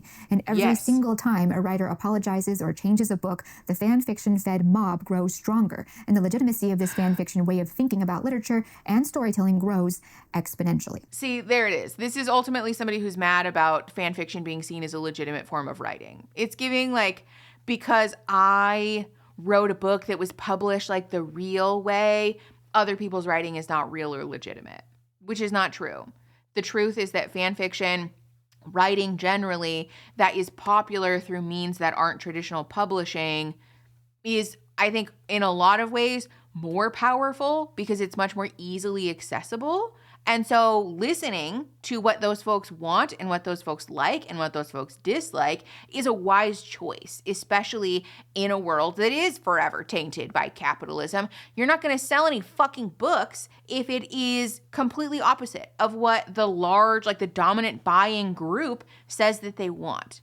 It's a wise choice to get on board or get left behind. And you cannot like it, but that doesn't mean that those folks are incorrect, though. Did you know that there is an entire subgenre of fanfiction that is written in second person? These are stories in which the assigned ship, that is the written relationship in the story, is the main character plus the reader. So if it's Marvel fanfiction, the story ship might be Bucky Barnes and the reader. That is, you walk into the room, you see, I don't know, Bucky Barnes sitting on the couch in your living room. He says, "You sure look pretty in that dress, although I would never objectify a woman, as you know." That kind of thing. It's very, very, very popular. Who do you suppose is the most important main character for writers and readers of stories like this? It's not even remotely... The amount of time that she wastes with her little, like, look off into the side with her coffee cup is astronomical. Also, I don't know if we're going to film the second half of this video and then just sandwich it together, or if we might just release this one and then we'll do a part 2 to this, but my face is hurting. For those of you that don't know, I have a neuropathy thing and my face is fucked up. So I need to go take some medication and put some fucking lidocaine in my goddamn mouth. So we're going to call it here. We're back. We had a little bit of a trigeminal neuralgia issue. So we're going to watch the rest of the video. Let's keep going. It's not even remotely surprising that all across media now, writers and artists are inserting themselves into their stories. Why wouldn't they? That's how they engage with stories, by inserting themselves into them, or even altering existing characters to become them. That's how fanfiction has trained them and the rest of society now to think it is supposed to be. Fanfiction is apparently the most powerful and emotionally and mentally manipulative medium, but also simultaneously an illegitimate and, like, childish form of writing and media. We talked earlier about how you cannot change my mind, that this channel is just rage bait and a very thinly veiled excuse to peddle extreme right-wing views that prop up the, like, gender essentialism, gender roles, misogyny, general right-wing conservatism. And this, I feel, is evidence of that. This is how you know that somebody is feeding you propaganda. When something is both the most illegitimate and ineffectual thing, but also the single-handed, most powerful, and somehow also effective brainwashing thing. They cannot be both. When somebody is trying to convince you that any form of media, a thing, an object, a person, is both of these things at the same time, like they're the most threatening, but also the most weak and ineffectual thing, it's smelling like propaganda. And this is very much that. She makes a series of videos about how the lack of traditional and classical way of writing and engaging with storytelling in, like, our current cultural existence, I guess, like our current cultural ways, is ruining everything, but is also like brainwashing everybody, and at the same time is like not popular or not like a good enough medium for people to be engaging with. That makes no sense. It makes no sense. It's illogical. It's also ridiculous. It's just very much reading as an attempt to convince people that fan fiction will single-handedly ruin people's lives, brainwash your kids, ruin your brain, completely destroy your ability to engage with like good quality media, but is also something that exists in the dark, deep, scary corners of the internet and should not exist in like the regular world. Can we just like pick a lane, please? Of course, they're shamelessly making video game characters who look just like them. Of course, they're making their main characters have the exact same illnesses or disabilities or personality as they do. All of this is the most natural thing in the world to a fan fiction reader and writer. Let's take a moment now to talk about the one thing about fan fiction that everyone, especially those not in the community, most associate with fan fiction: smut. A lot of people took issue with my joking comment comparing sites like AO3 to OnlyFans, saying, no, there are non-sexual fan fictions. That's just incredibly dishonest and horrible. Seriously, you would not believe the number of messages I got scolding me about this. But here's the Okay, but that's a real thing. Let's also be very clear that fan fiction is not singularly a vehicle for explicit stories. There are a lot of them. That is a very popular way of engaging with the medium, and a lot of people simply write stories about their favorite characters or worlds in a way that brings to life the things that they wished would have happened in the stories. That's not wrong or a lie. That is very true. I feel like distilling down the existence of fan fiction, places where fan fiction exists, to it's all smut is dishonest. It's dishonest. And while, again, it is true that there is a lot of explicit content in the fan fiction world, to say that it is simply only smut is a lie. And for somebody who seems to be so invested in speaking about this from a fact-based place, we're playing really fast and loose with the facts of the matter here to make a point that ultimately serves to push these very reductive and oppressive conservative views. OnlyFans has a non-explicit user base. 20% of OnlyFans users are not NSFW, and that number is going up. Yet if a lady said to you, yeah, I have an OnlyFans, my guess is the first thing you think of is not going to be a cooking channel. Like it or not, fan fiction has exactly the same reputation. If I was being extremely generous, I could say that 20% of fan fiction isn't smut of the strict observance, which we have no statistics about. I would like to point out that she brought absolutely no factual data about that to the table here.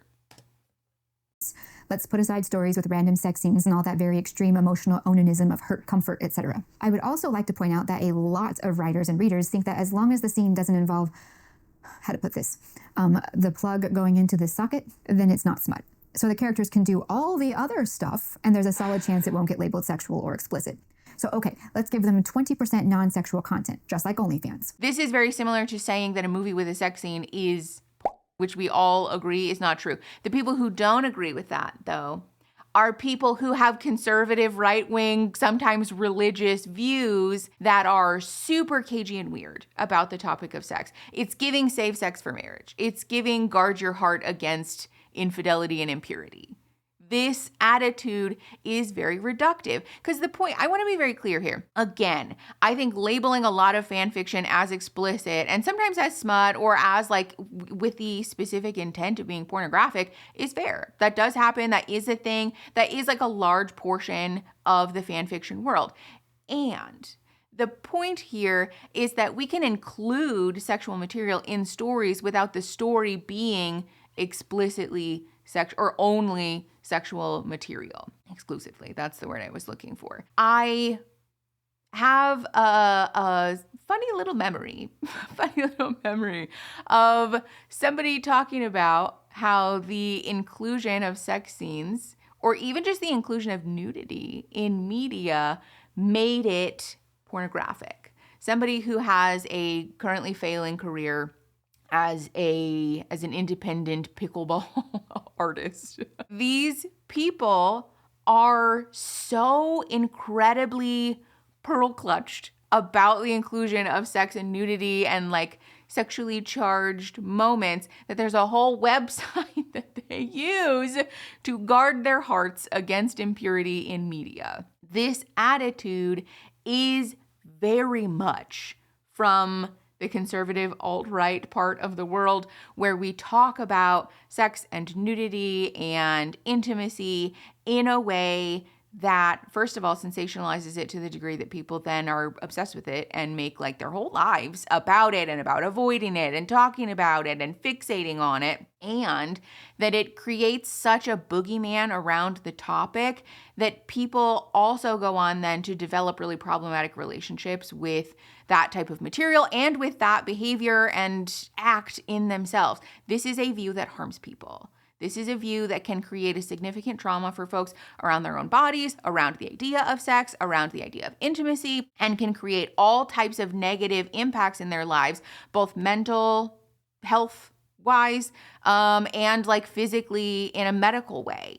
So to uplift this as like a thing that is protecting just good quality media is both dishonest and can very much create harm for folks. Fanfiction in a crowded room, the vast majority of people in that room will think primarily of smut and probably What does that assume have to that do with smut anything? is pretty perverted. Here's the reality. Regardless of how many truly, genuinely non-sexual fanfiction works there may be out there, the specific nature of the smut that has deluged bookstores in recent years is the direct offspring of fanfiction smut, which is to say that fanfiction is directly responsible for that phenomenon. That's not true. We've addressed this so many times in this video. Capitalism is directly responsible for the massive influx of these types of stories in traditional publishing. The assertion that fan fiction is singularly responsible for that is absolutely ludicrous. Like, it's funny. Honestly, it's silly.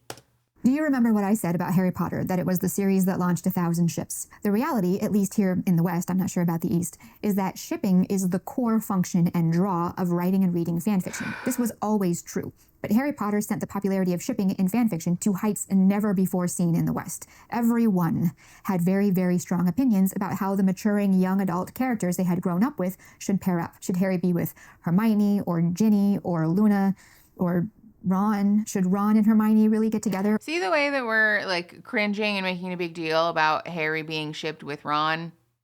Also a red flag.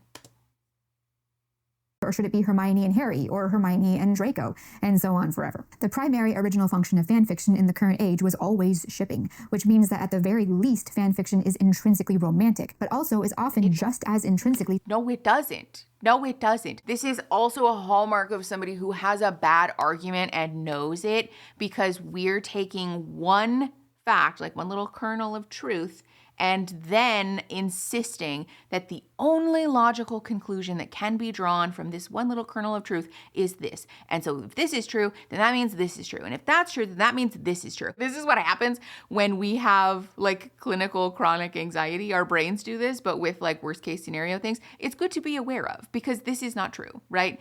Even if we're running with the assertion that Harry Potter was the reason that fan fiction became such a cultural phenomenon, and shipping was a big part of that, that doesn't mean that all fan fiction is intrinsically romantic. Because, as I would hope, somebody whose entire career is in the study and production of media, in this case, writing, media and trends and creativity, artistic pursuits do in fact evolve over time. That's like saying, because Van Gogh created art that was reflective of his own mental illness, therefore all painting is intrinsically mentally ill.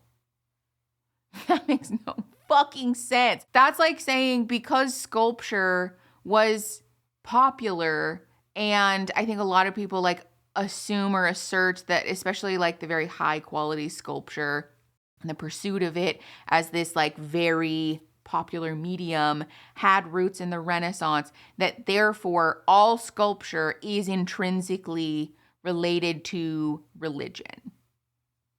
That makes no sense. Just because a particular medium has roots in one thing doesn't mean that it can't evolve over time to become and to include many different facets of interest and creativity and like offshoots, right? That's the way that creativity and art works. That is, in fact, how all art works, which is that as the medium draws more attention and becomes more popular, folks of different backgrounds, folks with different perspectives, folks who have different things to say and to share with the world add their own unique and specific spin on the thing, therefore allowing it to evolve into a more inclusive medium, a more representative medium, a more creative medium, and something that speaks to different human experiences that have yet to be spoken for. So fan fiction being a form of writing, which is therefore, I think a lot of people would agree, a creative and artistic medium, evolving to include different types of stories, does not mean that they're all intrinsically romantic. That is ridiculous. And so just on this basis alone, her argument falls apart. This is very much the Ben Shapiro thing. Like if I just talk fast enough and with enough authority, people assume that I'm correct. And it's rarely the case. People who do this, where they make all of these illogical thought processes, follow one kernel of truth and just talk really, really fast and just never tell anybody anything and just blah, blah, blah, blah, blah, and just like really fucking annoying about it and really like sanctimonious about everything, are often liars. If you pause for one moment to dismantle this argument, it falls apart so quickly. Which means that at the very least, fan fiction is intrinsically romantic, but also is often just as intrinsically sexual. As you can see from this random story I pulled up on AO3, the major concerns are fandom, relationship category, that is it male, Random story. female, male, female, etc. And of course, the ships. I'm sure she didn't just pull this up If you take specifically. the inherently self-indulgent nature of the fanfiction community, combine that with the inherently romantic nature of fanfiction in general, and then combine that with the extremely permissive and shame-averse nature of modern society, you'll get a perfect storm of cultural and psychological conditions that will result in a whole host of young writers, especially young female writers, indulging every imaginable sexual fantasy in their fanfiction writing. This is the most ludicrous thing that I've ever heard.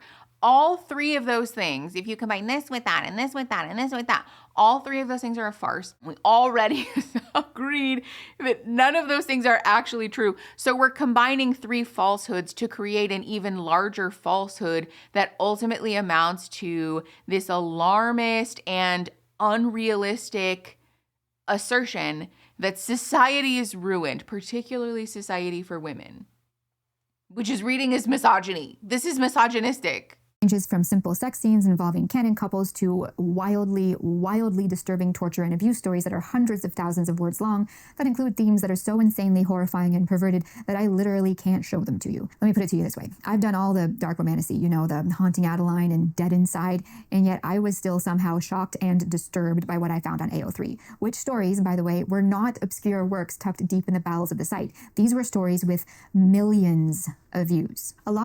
And if they are disturbing, upsetting, off-putting to you, don't read them. This is the beauty of media. I, as a person, I don't like horror. Body horror, gore, it's a trauma thing. I can't do it. I can't do it. So you know what I do? You know what I do, Hillary? I just don't fucking watch it. I don't watch it. I don't read it. I don't engage with it. And I don't judge people who like it. We made a whole video on this channel about the way that horror impacts your brain. And the thing about it is that it ultimately creates a safe vehicle for folks to experience the adrenaline and neurotransmitter release that is a safe way for people to experience like danger, ultimately. I don't like it, but other people do. Lots of people do. Lots of people who've been traumatized find it to be an actually very cathartic pursuit. Okay, so watch it. I'm probably not going to attend the scary movie Halloween party. That doesn't mean that I get to call those people for perverse and disturbed. They just like a different medium, a different type of media than I do. That's it. It's not that deep. It's not that deep. And this is the thing. For people who are writing stories that include things like actual depictions of, for example, a certain type of philia, fuck that. That's fucking gross. I think we can all agree that that's problematic and we should all shame those people. I mean, not shame them, but judge those people, right? And this is very different. The way that people are engaging with writing, especially if it's self-insert writing, right? Where they're writing stories about their own fantasies of particular things. There's an act or an attitude of consent there that changes the entire vibe around that whole thing. That's a very key distinction here. Somebody writing about their desire to harm other people is very different than somebody writing about their desire to explore certain fantasies that are considered taboo in our current culture. Conflating the two is ridiculous, and again, a sign that somebody is piloting a plane that's built with falsehoods. A lot of the best-selling authors we see on the shelves of bookstores these days are merely smutty fan fiction imports. Twilight was Harry Potter therefore I don't fanfiction, and respect E.L. that. James wrote Twilight fanfiction that became 50 Shades of Grey. Cassandra Clare's Mortal Instrument series is also Harry Potter fanfiction. Ali Hazelwood's The Love Equation is Star Wars fanfiction, in which Rey and that emo bratty edgelord are the shipped relationship, and so on and so on and so on. See how they're all women, though? See how all the people that we disrespect are women? Isn't that interesting that all the people, I did dig through her website. A lot of the people that she includes in her list of books that I really enjoy, men, old men, white men. See, there's a theme evolving here that paints a problematic picture. On forever. And many of the romantasy and romance writers who are big today will proudly talk about how they came up in fanfiction. Given the nature of fanfiction, what's popular, what gets hits, and what doesn't, most of these writers clearly learned the law of the fanfiction jungle and applied that to their literary pursuits. And that meant maximum smut equals maximum sales. And because fanfiction readers are also book readers, that actually works, sadly. Which again points us to the conclusion, the logical conclusion, that capitalism is the problem, actually. It's money that is the problem. And again, I want to point out that somebody having beef with the existence of this swell of romantasy and smut writers is one thing. To say I as a writer, I'm disappointed that this is our current state of affairs because I like a different type of writing. Fair enough.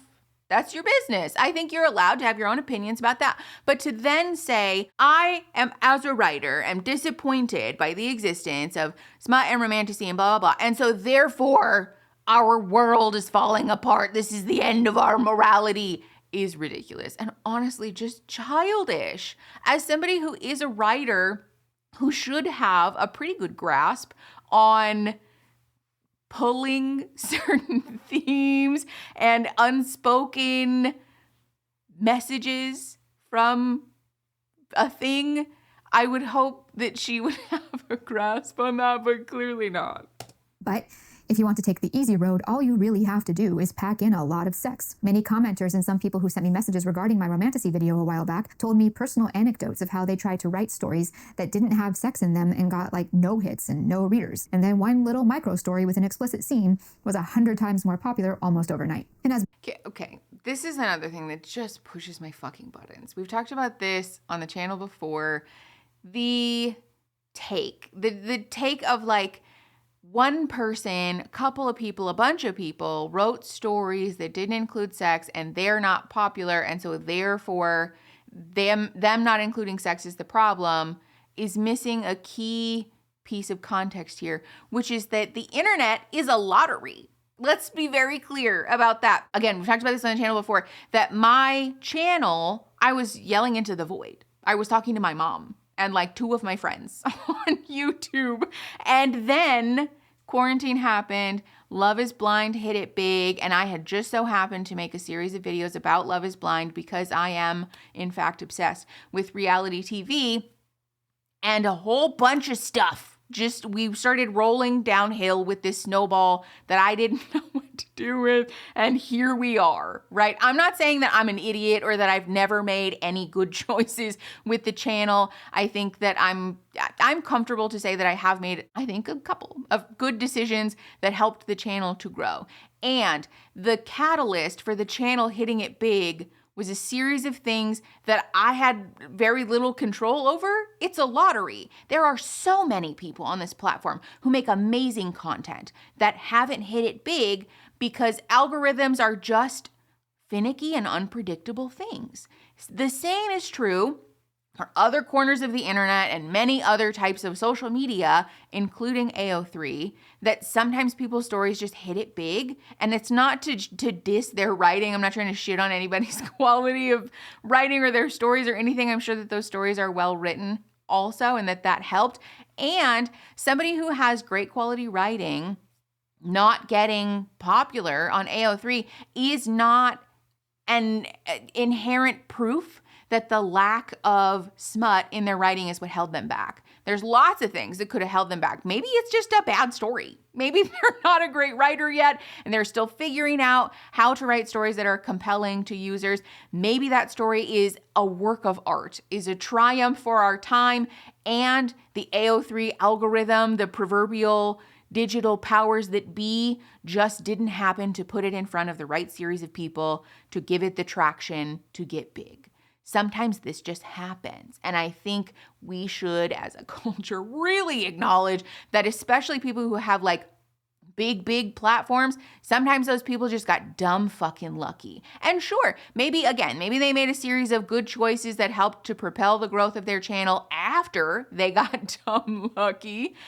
And the assertion that all people who have popular works are popular because they unlocked some kind of secret that's not true. It's just insulting and ridiculous. And also, this is anecdotal data. There is no scientific or empirical truth to what she's saying. She is simply talking out of her ass.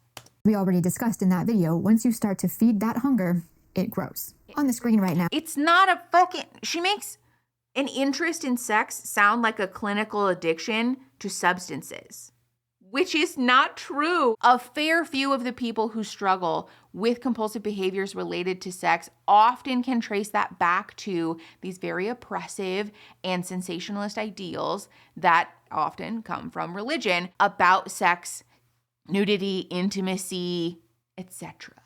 The people who often find they have an unhealthy relationship with that type of behavior, thing, interest, whatever, often speak about the way that if they had been simply educated from a fact-based way that didn't sensationalize the thing and gave them the resources to safely explore in an age-appropriate and developmentally appropriate way, they would likely have a different relationship with that topic altogether. The same is true for folks who have issues with food and with eating disorders. Often, if our society spoke with folks about food, and especially the food that we demonize, like junk food and treats and whatever, in a way that was less sensationalist, that didn't gatekeep it and made folks feel like this is a special thing that you only deserve after you meet X, Y, and Z conditions, they'd likely have a much more healthy relationship with food, and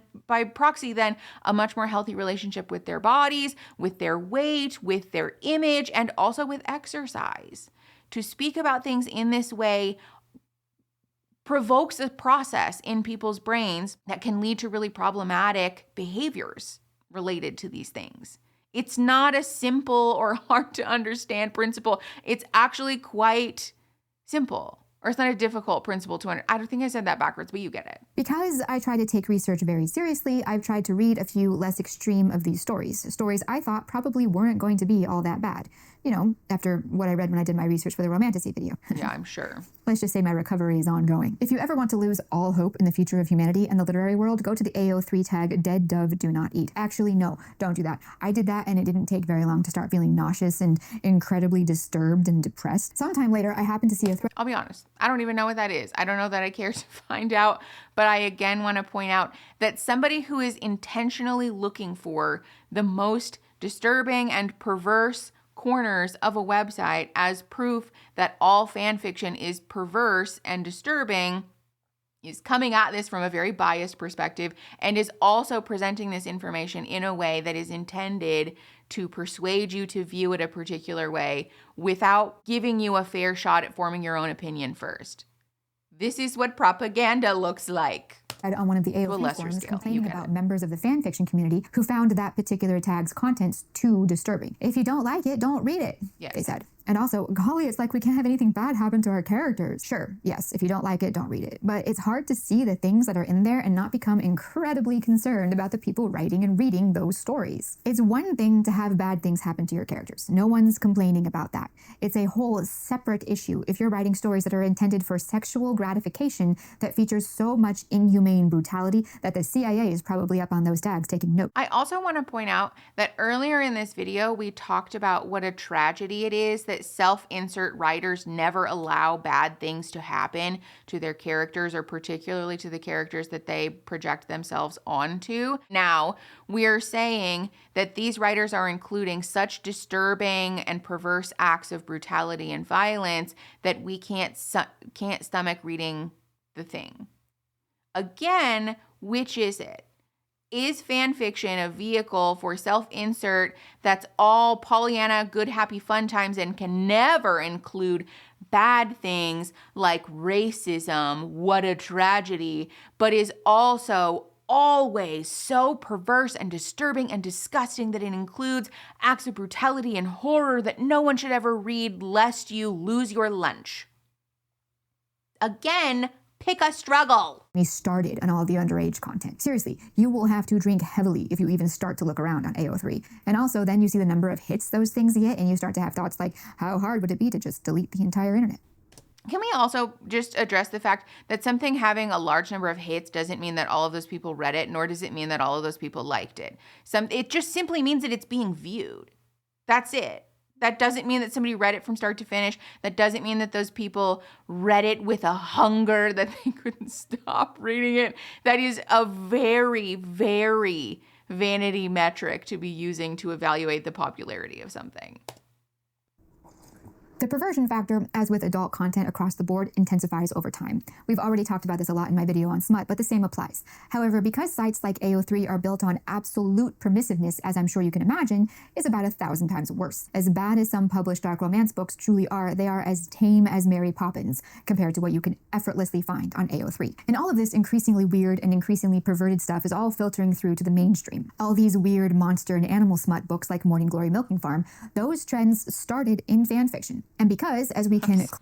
I'm never going to get over how fucking ridiculous Morning Glory Milking Farm is.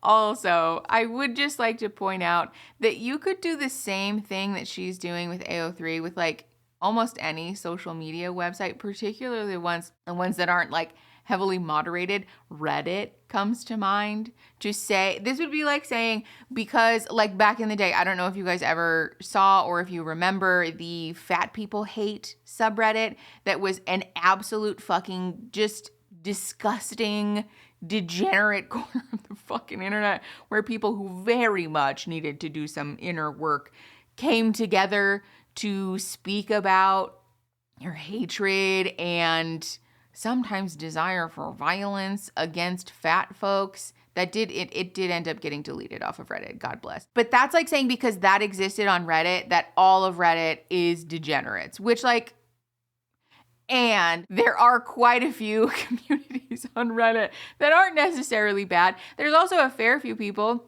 who use Reddit for things like news and popular media and events and things, right? There's a whole subreddit where people just make sort of silly ha-has about the contents of other people's refrigerators. It's literally a subreddit where people say, what do you think my fridge says about me as a person?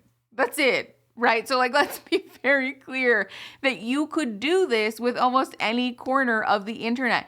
TikTok, Instagram, Facebook, Pinterest included, right?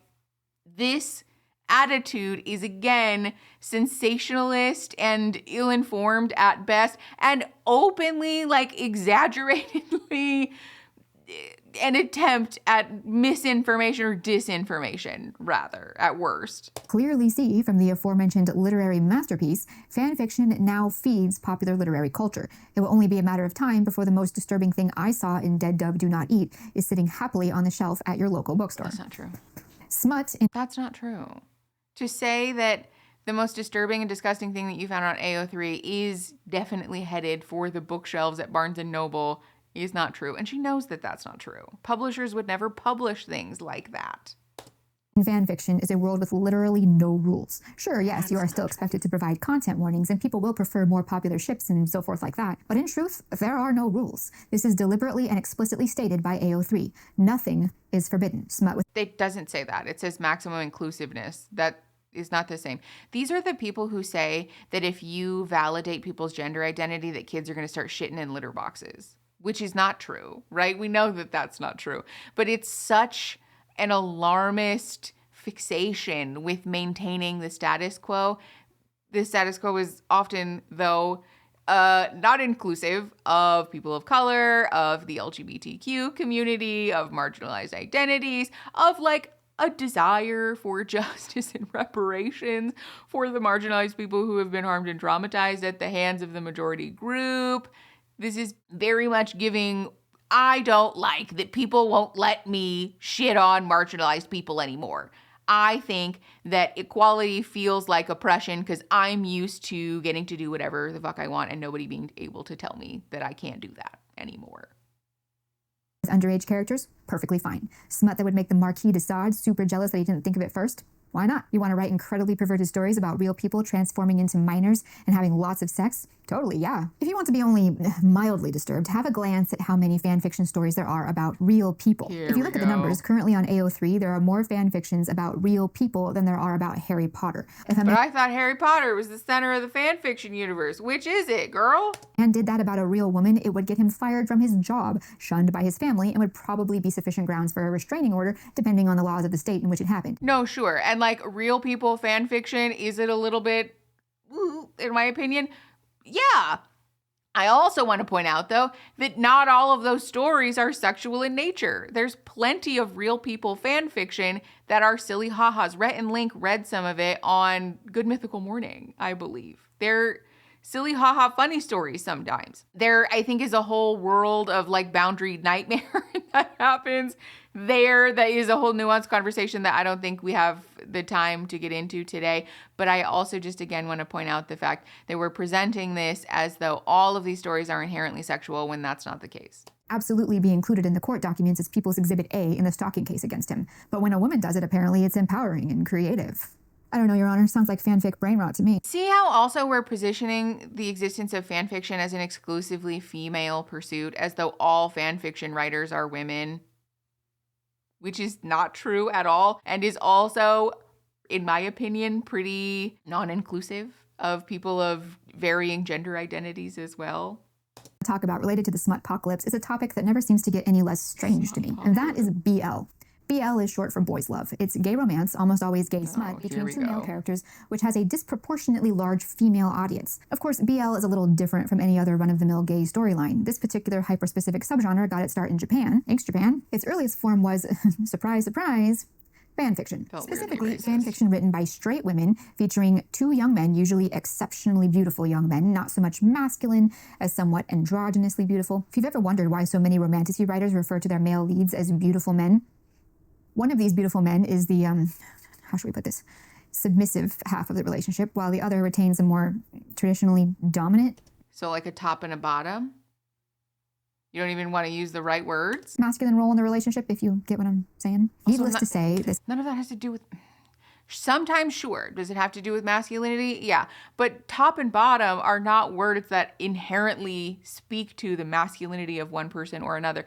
And also, the pearl clutching that's happening about straight women enjoying stories about men is hilarious. If they're straight women, then they are sexually attracted to men. And so therefore, stories that have two men would make logical sense, in my opinion. This is also not a new phenomenon. There is like a whole discussion on the internet about straight women, and just generally like women, but particularly in the like, you know, sort of circle, the little sphere of straight women who enjoy the existence of explicit content that specifically centers two men or multiple men.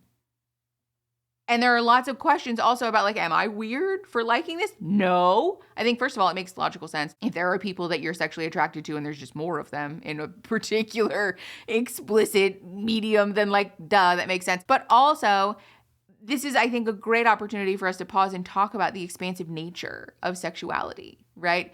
People, regardless, like irrespective of their sexual orientation, are often going to find many different types of things arousing or interesting. That's not bad. For what it's worth, also, this is why I enjoy Beducated so much, because it's a great place to sort of safely explore the things that we are interested in, or the things that we're like, maybe I'm curious about that, but I'm not really sure. Link in description. Go check it out. Interest in broadening our horizons in this regard does not make you perverse or weird. It doesn't make you perverse or weird.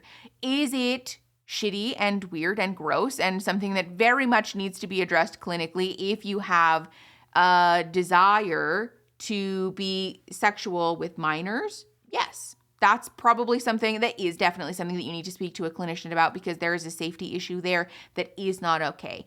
And engaging with explicit content that's related to consensual sexual acts between two adults, I think makes perfect sense, because human sexuality is often related to those things. This is just such a simple thing that is like not a difficult thing to understand. And she's continuing to like make it a thing that's like, this is confounding. Like, no, it's not. It has a tremendously loyal female fan base bordering on feral. This is books, comics and manga, anime, and live action dramas.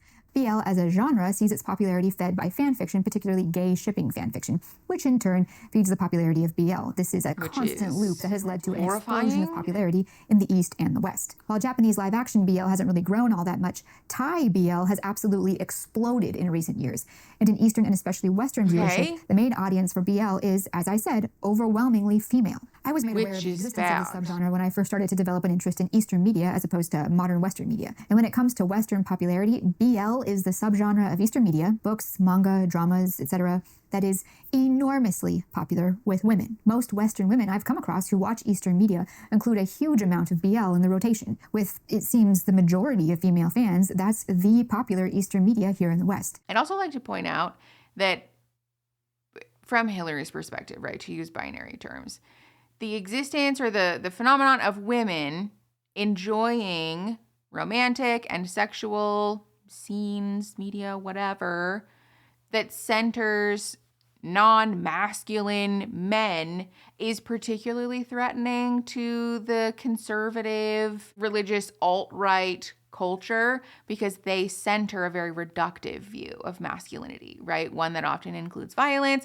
that prioritizes traits that are seen as helpful in protecting women, right? It's very like archaic sort of, I will wield a weapon with my big giant muscles and big hairy chest to protect women from other men, ?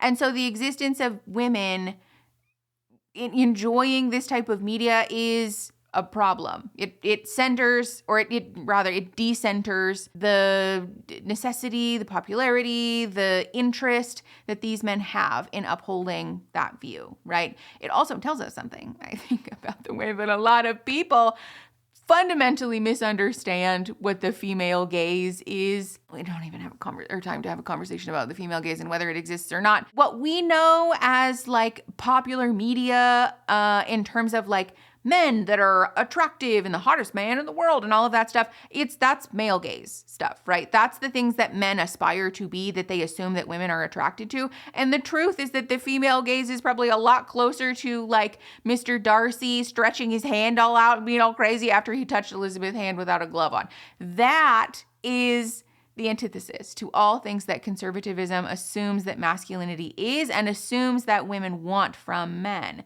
And so obviously the existence of this like BL thing is threatening to that. And so therefore we don't like it. Therefore it's bad, it's gross, it's perverse, and we should stop talking about it. We should stop watching it. We should stop listening to it. And we should shame and judge people who are interested in that and instead try to force them back into the predefined role that we've decided that women should occupy, because by doing that, we can force them to bear witness to the things that we've decided are attractive and force them to participate in these archaic gender roles that allow us to continue occupying the roles and behaviors that we find to be fulfilling so that we don't have to change anything. We get to prioritize ourselves. We get to make ourselves the center of the universe. We get to force women to stand and applaud while we center ourselves in the things that make us feel good and that ultimately really just prioritize men getting to be violent and exert power and control over others, and that puts us in a great position politically for marginalizing and subjugating all other like marginalized populations. Do you see how this all leads back to conservatism? It's a problem. It's gross. And they heavily ingest BL and gay shipping fanfiction. In fact, if you go to Barnes & Noble and have a little browse through their translated Chinese novel section, I would bet you folding money that you wouldn't be able to find one that isn't BL. In fact, my efforts to find unofficial fan translations of published novels from Japan and China has turned up an interesting issue in the Western fan community for Eastern media. The majority of what you'll find fan translated is either explicitly BL or it can be interpreted as BL. That is, either fans ship the main male characters so hard that to them it's actually canon, or the novel was deliberately written to be very ambiguous in that regard. And the quality of the works does gender ambiguity,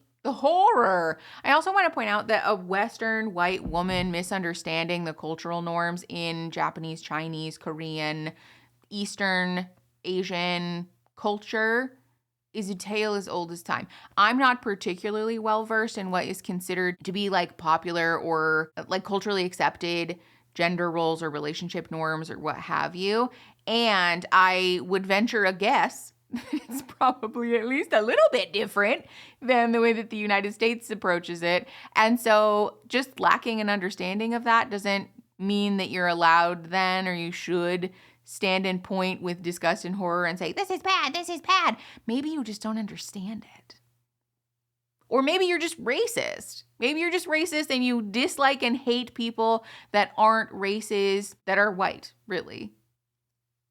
So just say that. It's shorter. Just out yourself as a racist and call it a day. Not matter, provided emotional or sexual needs are satisfied by the story. So people who are apparently more like me and just want to find a good book tend to lament this fact, saying that no one ever translates any Eastern novel unless it's BL, or one could say BL coded. I've heard this called BL brain rot. Speaking of which, recently, I got a comment on my video on romantasy. I tried to find it to show you, but after 3 hours of hunting, my eyeballs were about to fall out of my head. This comment was calling me a hypocrite for being critical of the explosion of smut in literature considering the book I was writing, referring to my serial novel, The Blue Prince. Given that there aren't any sex scenes in my book, I was really confused about this for a while. But then like 2 days later, it finally hit me. The commenter was assuming that my book is gay smut simply because the two main characters are both young men. A very alarming majority of these works have strange... Why would you why would you just assume that? Like you just made that up. Ugh.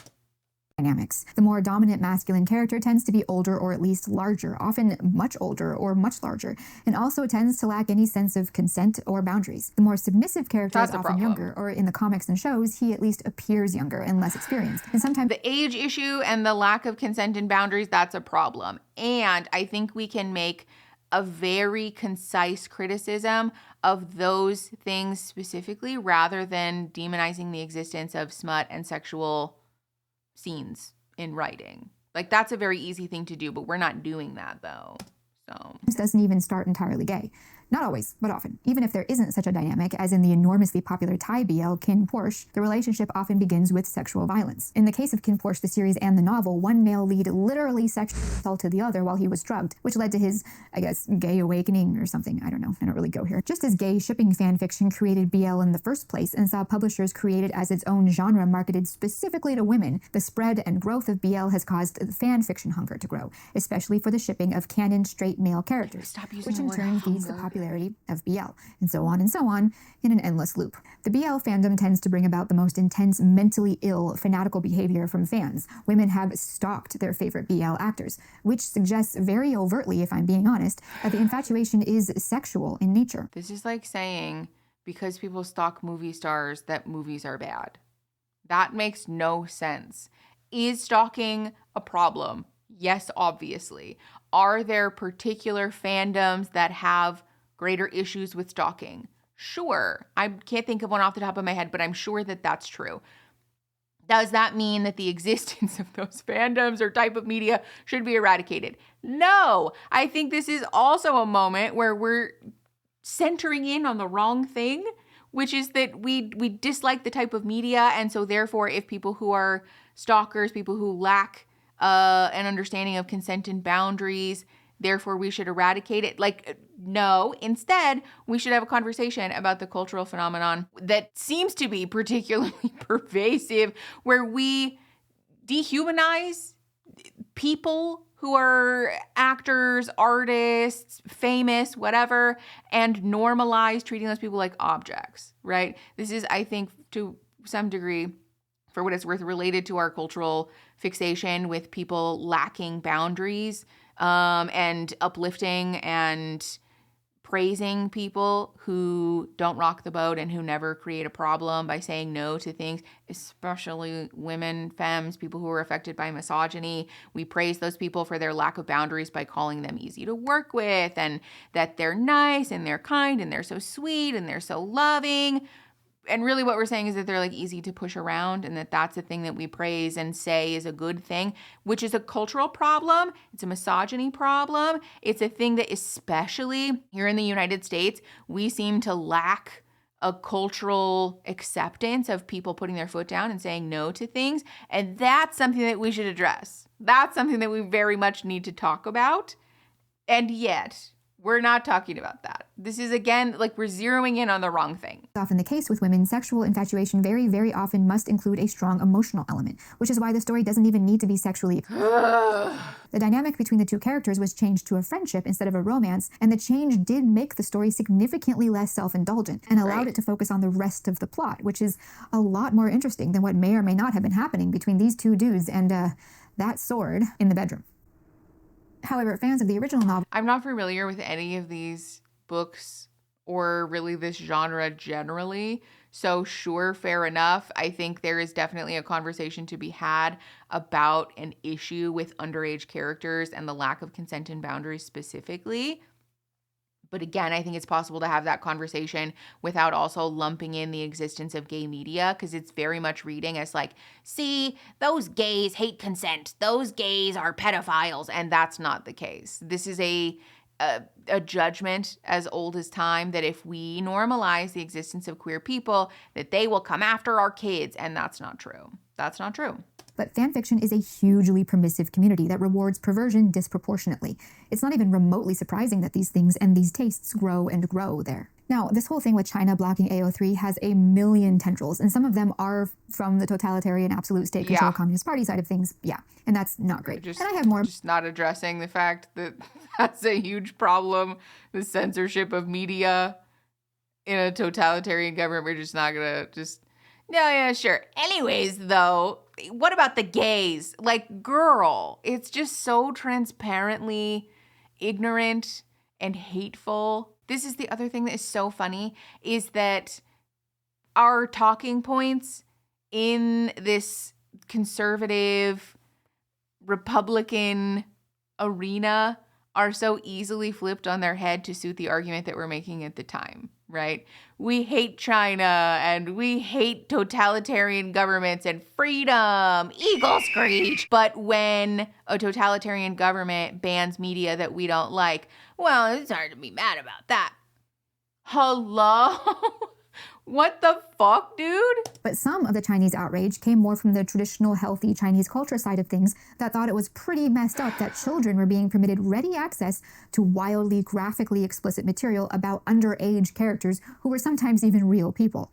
But instead of putting stop gaps in place or limits in place to prevent children from accessing explicit material, we just blocked it altogether. Just get the fuck out. None of this for y'all. Hello?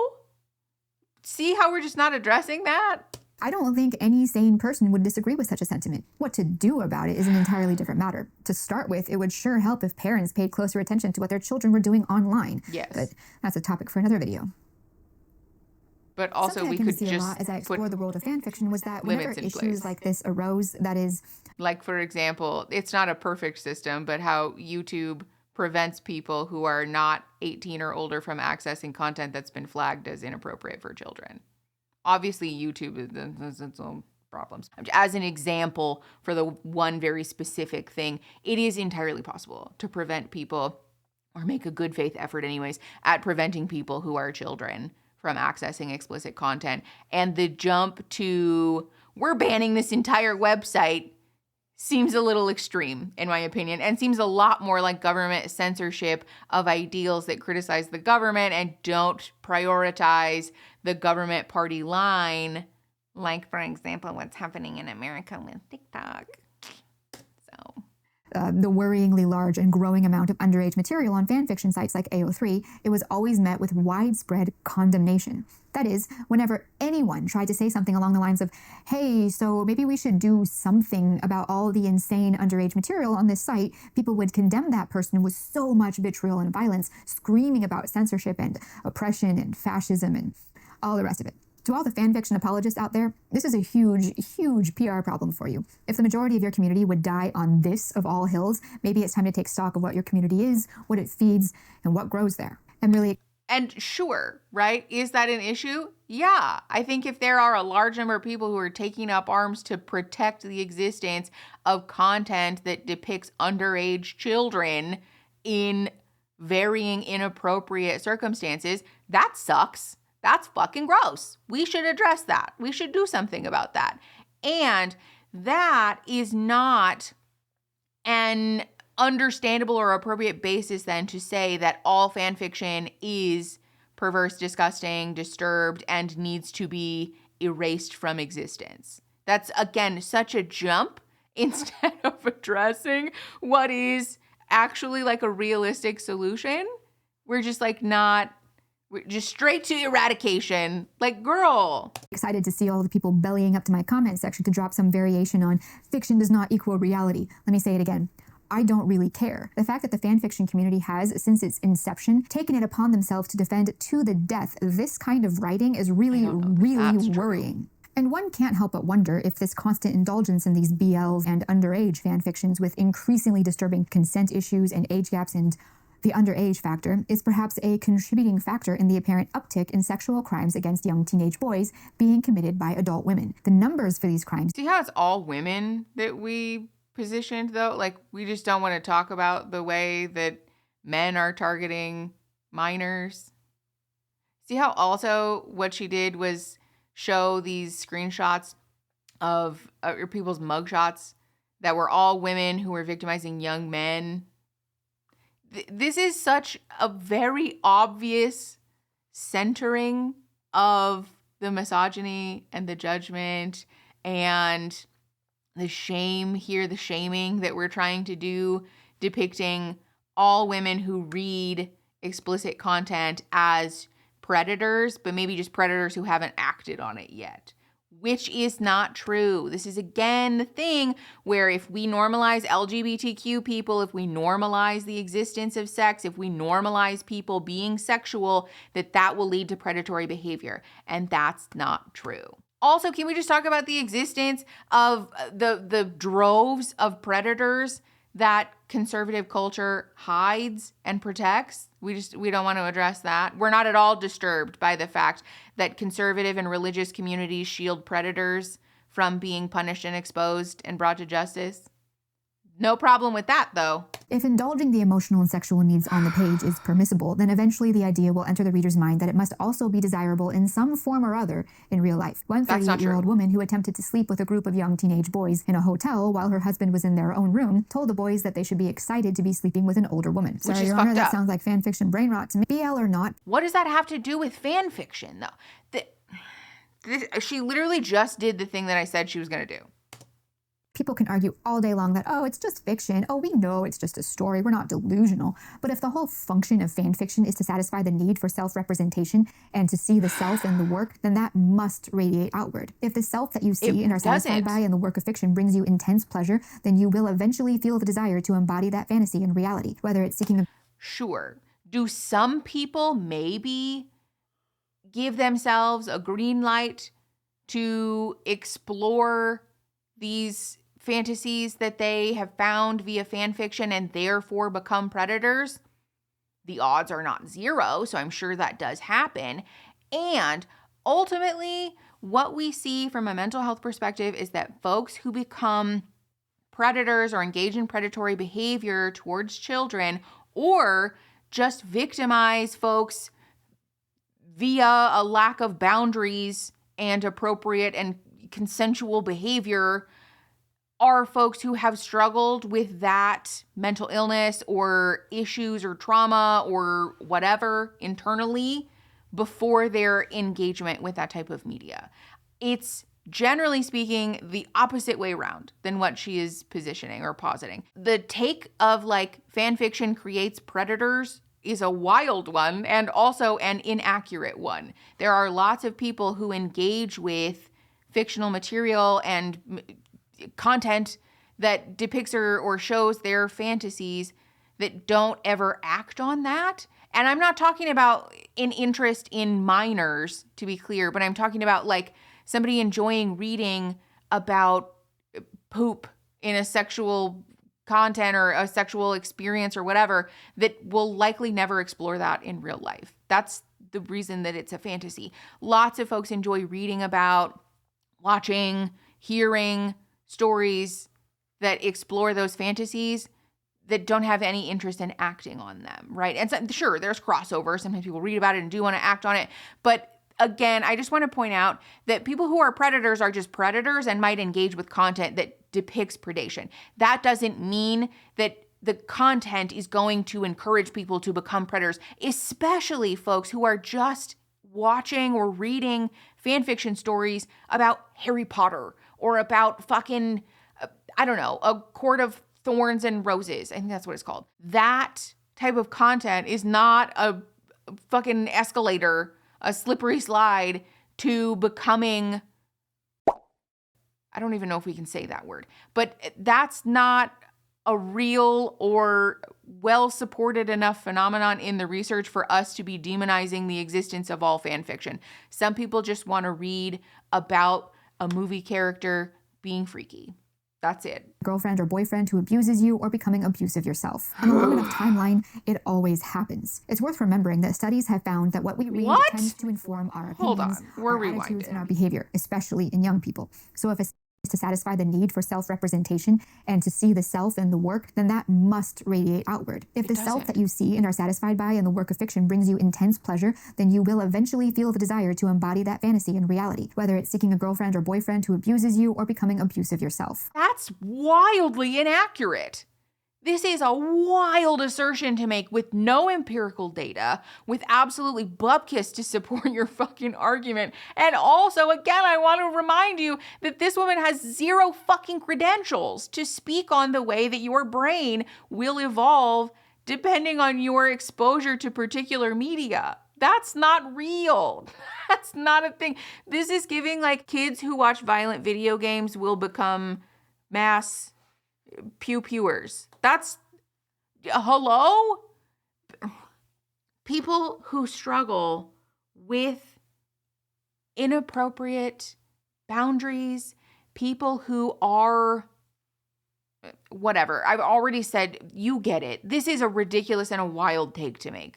Timeline, it always happens. It's worth remembering that studies have found that what we read tends to inform our opinions, our attitudes, and our behavior, especially in young people. So if a 16 or 18-year-old girl is reading fan fiction with really disturbing content that is meant to be sexually gratifying, it will have an impact of some kind on her character and her perception of the world. Sure, it might have an impact on her perception of the world, but that does not mean that she's going to become a human being who is of ill moral repute, nor does it mean that she will inherently become an abused person or an abuser. There is definitely a conversation to be had about the way that media depicts problematic norms in relationships and how we as a society need to stop normalizing abusive behavior, particularly at the hands of men. But that's not something that she's talking about, and that's also not something that is related to the inherent existence of fan fiction. That has a lot more to do with the way that our culture prioritizes and uplifts and normalizes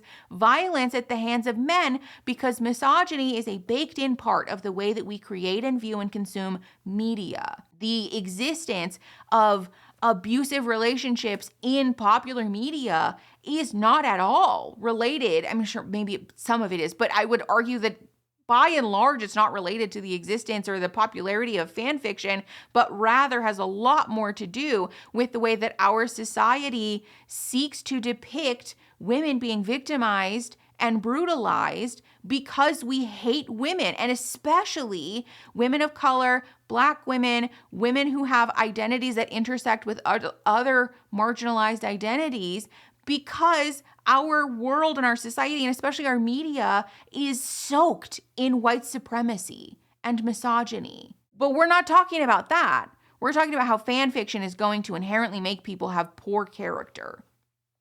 That doesn't make any fucking sense.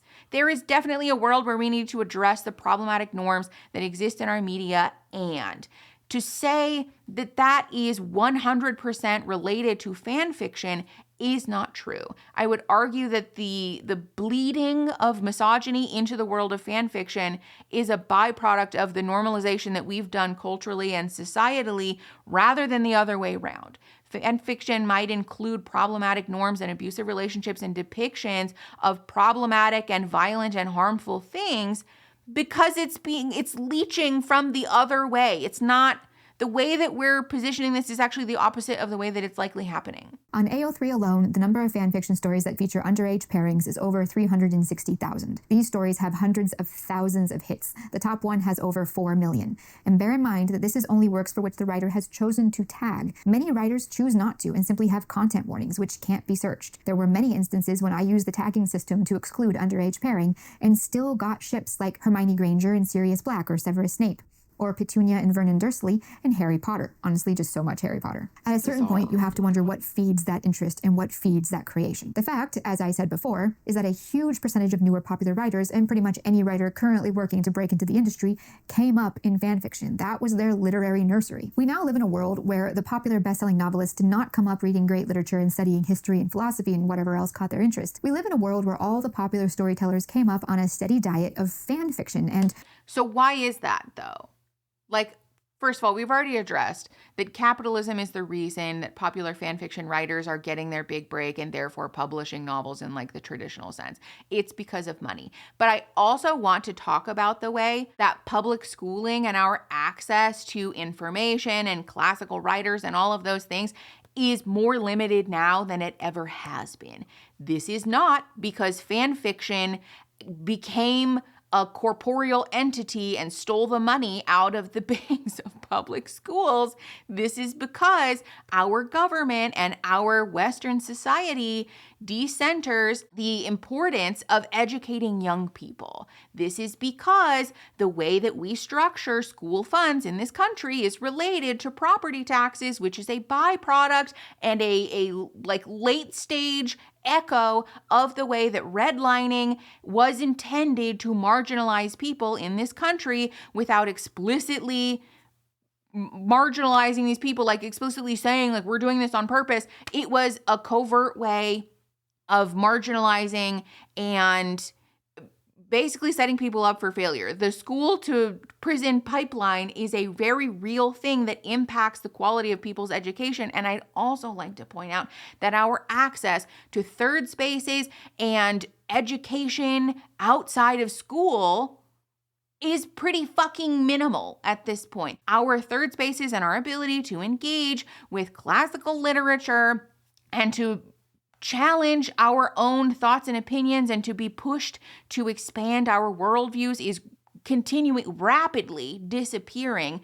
And we are continuing to defund the few spaces that we have left. Public libraries are having to encourage people to sign up for library cards so they don't get their fucking funding yanked.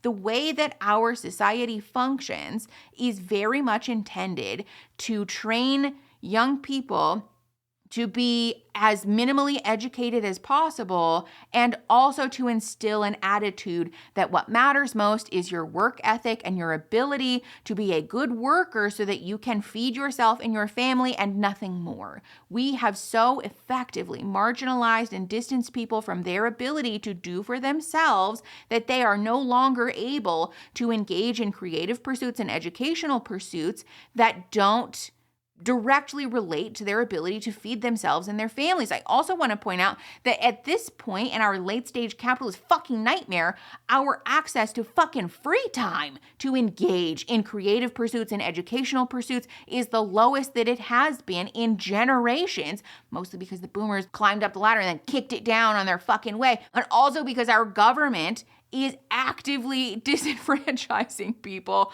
from their ability to do for themselves and have time left over to engage in creative pursuits, to read classical literature. And we've also so effectively decentered the importance of creative pursuits, of philosophical pursuits, of anything that isn't related to our ability to be good workers, that we don't talk about it anymore. It's a flyover lesson in high school and elementary school education, even college education, honestly. It's a prerequisite, it's a core class that you just have to take and get out of the way, and don't think about it or talk about it ever again. It's not a thing that we position as important or necessary for our education and development as human beings, and so it's not fucking surprising that people aren't coming up as writers with a background that's heavily steeped in education related to philosophy and classical writing. And I'd also like to point out that fan fiction is a lot of people's easiest entry point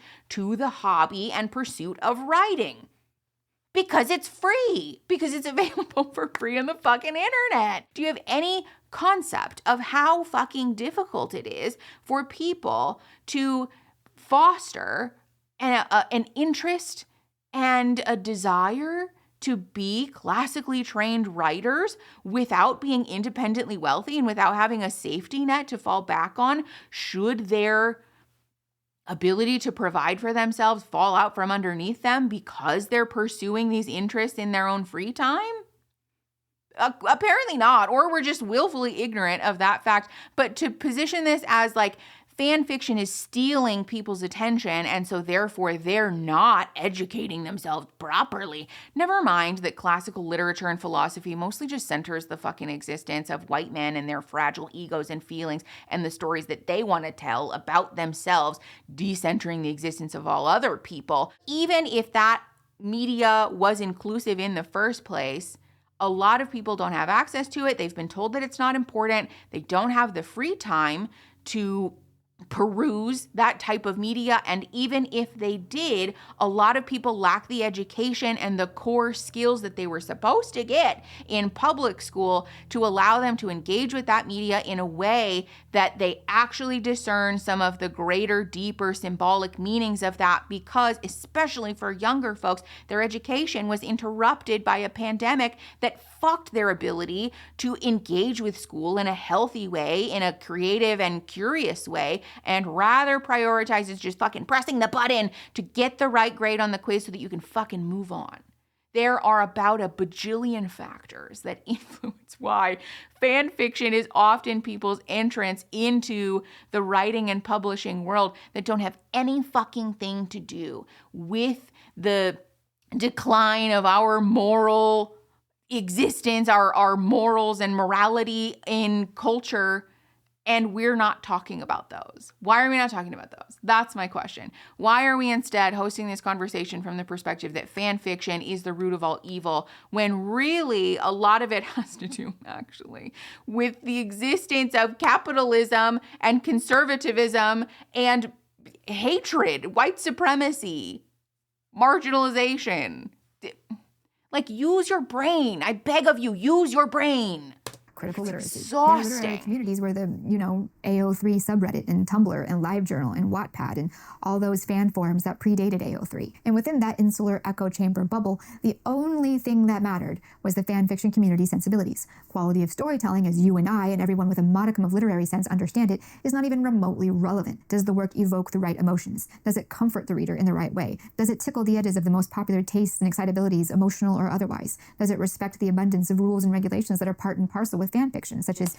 The other thing about this that just drives me absolutely fucking insane is that in smaller communities that are made up of folks who have often been marginalized or been disenfranchised from their access to the things that Hillary is talking about, those folks will often prioritize the importance of inclusion, of safety, of community feedback, because those folks know what it feels like to be marginalized. And so in these communities, there's often a greater focus on how do we create an equitable balance? How do we ensure that people feel heard? How do we ensure a sense of safety amongst our community members? Because the rest of the fucking world is the opposite of that. This is not a bad thing. Sure, does it sometimes get a little bit hinky in terms of like the media literacy crisis, the thing that we talked about where things sort of go off the rails a little bit? Yeah. Is it possible to pull that back, I think, to a reasonable level? Also, yeah.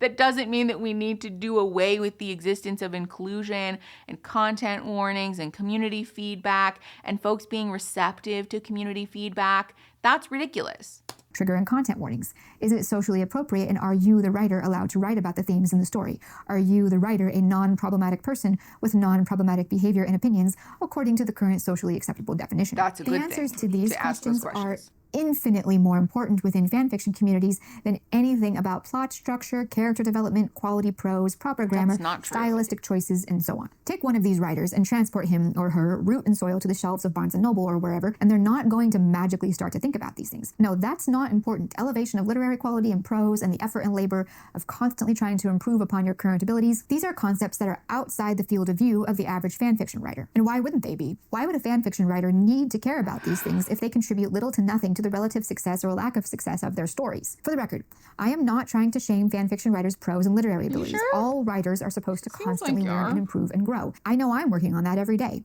What I take issue with is the fanfiction community's lack of concern for things like improvement and growth, literarily speaking. Of course, a new young writer posting a story online is going to be unpolished and inexperienced. Of course, I have no problem with that. That's not shameful. That's normal. But the proper way of things is for that writer to make constant effort to improve. And a writer's literary community is supposed to help with that. Sometimes that requires encouragement and praise, and sometimes it requires criticism. It also requires humility, maturity, and a certain emotional distance from your work.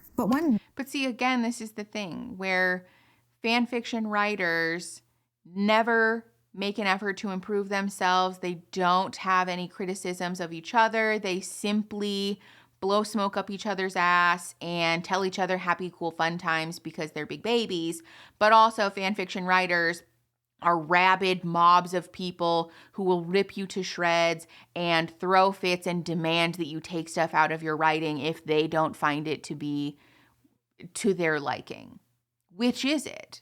It can't be both. You can't say that fanfiction writers are just a bunch of little children who eat and breathe rainbows and cupcakes, but are also rabid dogs who throw fits and rake writers over the coals.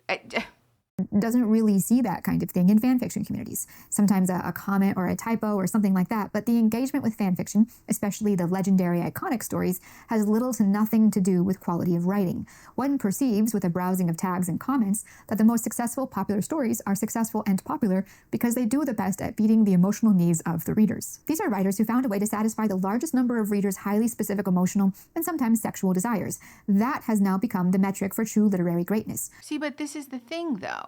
Decentering the fixation with old white men's rubrics for writing and prioritizing writing that makes people feel something is not a bad thing. I'd also argue that this argument is false to begin with, to say that all fanfiction writers never encourage each other to focus on like the nuts and bolts of writing and rather prioritize emotions and sex above all else is likely false. I'm not a fan fiction writer, so I don't know that I would really know that. But I find that hard to believe given the great number of falsehoods that all of our arguments have been propped up with. But also encouraging people to create media that makes people feel something, that stirs up their insides and makes them feel human is not a bad thing. To say that media is evolving away from a fixation with proper grammar and perfect prose and whatever, to me just feels like You know what this reminds me of? These are the same people who get in internet forums and throw a fit about the use of African American vernacular English, right? Or throw fits about the use of slang terms and the inclusion of more modern communication because it's not correct, right? Well, that's not the right way to say it. If you say ax instead of ask, then that's incorrect and someone should correct you. Why? Language ultimately is a series of sounds and letters and numbers and symbols. It's just a bunch of lines that we've all decided have a collective meaning. They mean something because we say they do, right? And the evolution of language ultimately only matters to the people that are using it. And so to say ax instead of ask is wrong and bad, per whom? According to white men, according to the grammatical and language norms that have been decided by the majority group, which, let's be honest, is just white men. It's a bunch of old white fuckers who decided that this is correct and that's not. Even though all of the rules in English, by the way, are fucking nonsensical. I before E except after C, even though that's not a real rule and there's so many exceptions to that. And our grammar makes no fucking sense. This is why English is one of the hardest languages for people to learn that didn't speak English growing up, because there's so many exceptions and nonsensical fucking rules, and our verb conjugation makes no sense. There is no consistency in the way that the English language functions, and yet we're so fiercely protective of these rules that we've decided make something proper. It makes something real and legitimate. Ultimately, all we're talking about is the way that fanfiction decenters the norms that have been decided are proper and professional and real by old white men. I don't know that I really care. I don't know that that's something that's really necessary to pearl clutch about, because popular media, if writing books, novels, whatever, is moving away from this language model that prioritizes what's considered proper and professional by old white men and is moving toward a language and a way of speaking and writing that is more approachable, that is more effective for an audience who, again, has not been given the opportunity to educate themselves and whatever, all the things. I don't know that I find that to be inherently immoral. I don't really see a problem with it. I don't. And I think to throw a fit about it is sort of archaic and sad, and also, again, a commitment to upholding the norms that white supremacist old men have decided should be the way. Maybe it's not. Cry about it, right? Go sit in your fucking corner and cry about it, and also cry quietly, because I'm so sick and tired of hearing you talk about it. God. Stories like All the Young Dudes, a Harry Potter fanfiction that might be one of the most popular fanfiction stories of the current era, are, by the fanfiction community, widely considered our era's War and Peace. Is it a good story?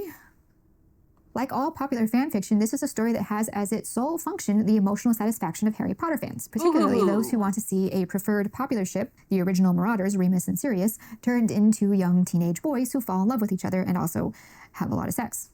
I mean, in a sense, this is Harry Potter. Story about teen romance, the horror. Fanfiction, but if you strip... We've never done that before. It's not like Disney just continually made fucking stories about teenagers and young children falling in love for the entire duration of the 90s and the early 2000s. No, we didn't do that. It's not like all of the fucking classical literature that we often reference as being foundational pieces of meaningful and earth-shattering literature, like Romeo and Juliet, for example, are about problematic teenage romances that ultimately end in a really actually kind of troubling act. No, we've never normalized that as part of good literature, and so we shouldn't start now. away the Harry Potter sheen and the Shut Harry up. Potter magic and nostalgia and world and lore and characters, and if you strip away the emotional and somewhat sexual satisfaction of a popular gay ship, is it a good story? Maybe figuring out the answer to that question for yourself will help you understand a little better the reality of fan fiction. But because does it here's the matter, magic. though? Fan engagement is what really fuels any story's perceived greatness. Fan fiction is by definition fan service. So many readers bring a solid 50 to 70% of the narrative and mental work into the story. That's the nature of fan fiction. The writer leverages the reader's pre-existing infatuation with the characters and world and knowledge of the characters and world to produce a completely engrossing experience that indulges every emotional desire the reader has. Take such a writer who has learned writing by writing fan fiction and have them create an original work. See, but this is the thing. Even if that's true, that fan fiction leverages a person's pre-existing fascination and obsession with characters to essentially like cook the books so that they're more invested in your piece of work than they would have been before without any of that prior fixation. And so therefore your quality of writing doesn't have to be that good. Even if that's true, what does that have to do with fan fiction ruining the very moral fiber that stitches our society together? I'm not following the correlation here. And I don't think it's because I'm not understanding it. I think it's because there isn't one. Because we've continually made the argument that fan fiction ruins this because XYZ, blah, blah, blah, which is not a logical. There's so many fallacies in all of these arguments. House of Cards, this whole thing. And so ultimately what this boils down to is that she doesn't like the existence of fan fiction and the way that they're writing, and also that fan fiction writers find it easier to break into the traditional publishing world because of their popularity on sites like AO3. Fair enough. Be mad about that. Fair, whatever. You can make a whole video talking about how it makes you so mad that people don't like The Little Prince as much as they like AO3 or ACOTAR, and yell into the void about it. But that does not mean that your dislike of it gives you the authority to speak on its somehow all-powerful influence on our very societal moral fiber. These things are not related, is the point that I'm making. And then not, world building will come out feeling flat and half realized. And of course that's the case. Such a writer has no experience building a new world from scratch. True, so their storytelling knowledge is stunted. And they don't even know it because their fan fiction has always been very successful. The same goes for characters. Aside from the obvious overabundance of self-insert characters, the rest of a fan fiction writer's cast is going to be pre-created. They don't really have to worry too much about characterization and so forth. They can just stick to the characters as they are, or they can rely on the reader's pre-existing love for the characters to fill in the outline for them. Why do you think so many modern books and movies and even video games focus so heavily on fan service and meta self-referencing? It's a carryover storytelling strategy of fan fiction. See, okay, but this is the other thing though, that first of all, that's not necessarily true. Second of all, even if that were true, that doesn't mean that those people will exist in a suspended state of reality in a literary vacuum for their entire lives. Again, I want to point out that people evolve and grow over time, and especially that commercial success often provides people access to the thing that they need, money, to allow them to continue to grow. And also, not all people who are writers are under the moral imperative to be the absolute best quality writers from a classical and technical perspective that they ever could be. That's not a goal for everybody, right? Like, especially in a creative medium, sometimes it's not about being the best at the thing. Sometimes it's just about the creative expression of it.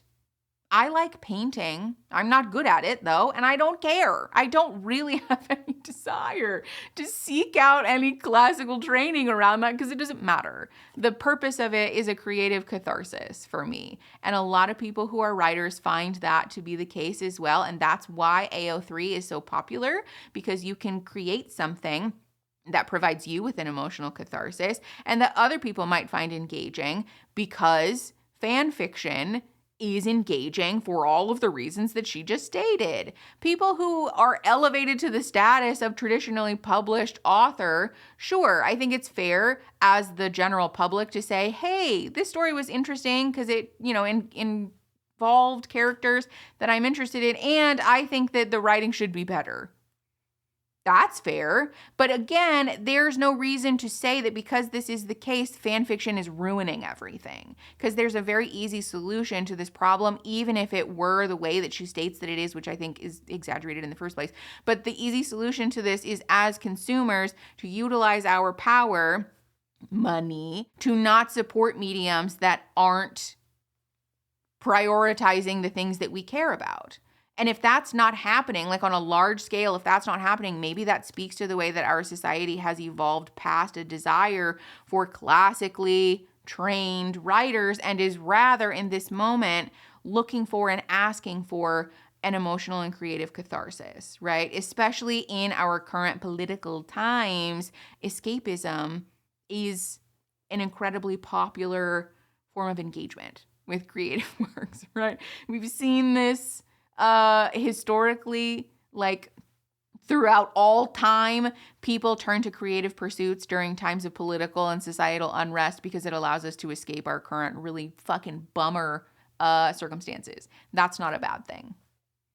Again, cry about it. It's not that big of a deal. Fan fiction is inherently derivative, and so writers who come up writing derivative works only know how to do that. Building a new world from scratch is something they won't have any experience in doing. They've come to rely on, as I said, leveraging their readers' pre-existing knowledge of the world and just working within that. As a result, a lot of the world building and general original plot development you see nowadays feels very samey and flat. More than that, for young aspiring writers, the insane internet superpopularity of stories like All the Young Dudes is the ultimate goal. Who needs the New York Times bestsellers list when your story has over 18 million hits on AO3? Oh no! People don't want to be supported and uplifted and featured in media that has some really troubling accusations of...